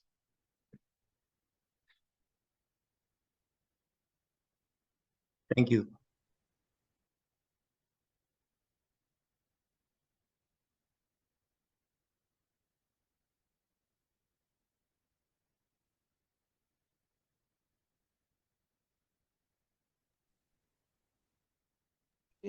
So we can stop the recording now and start a free chat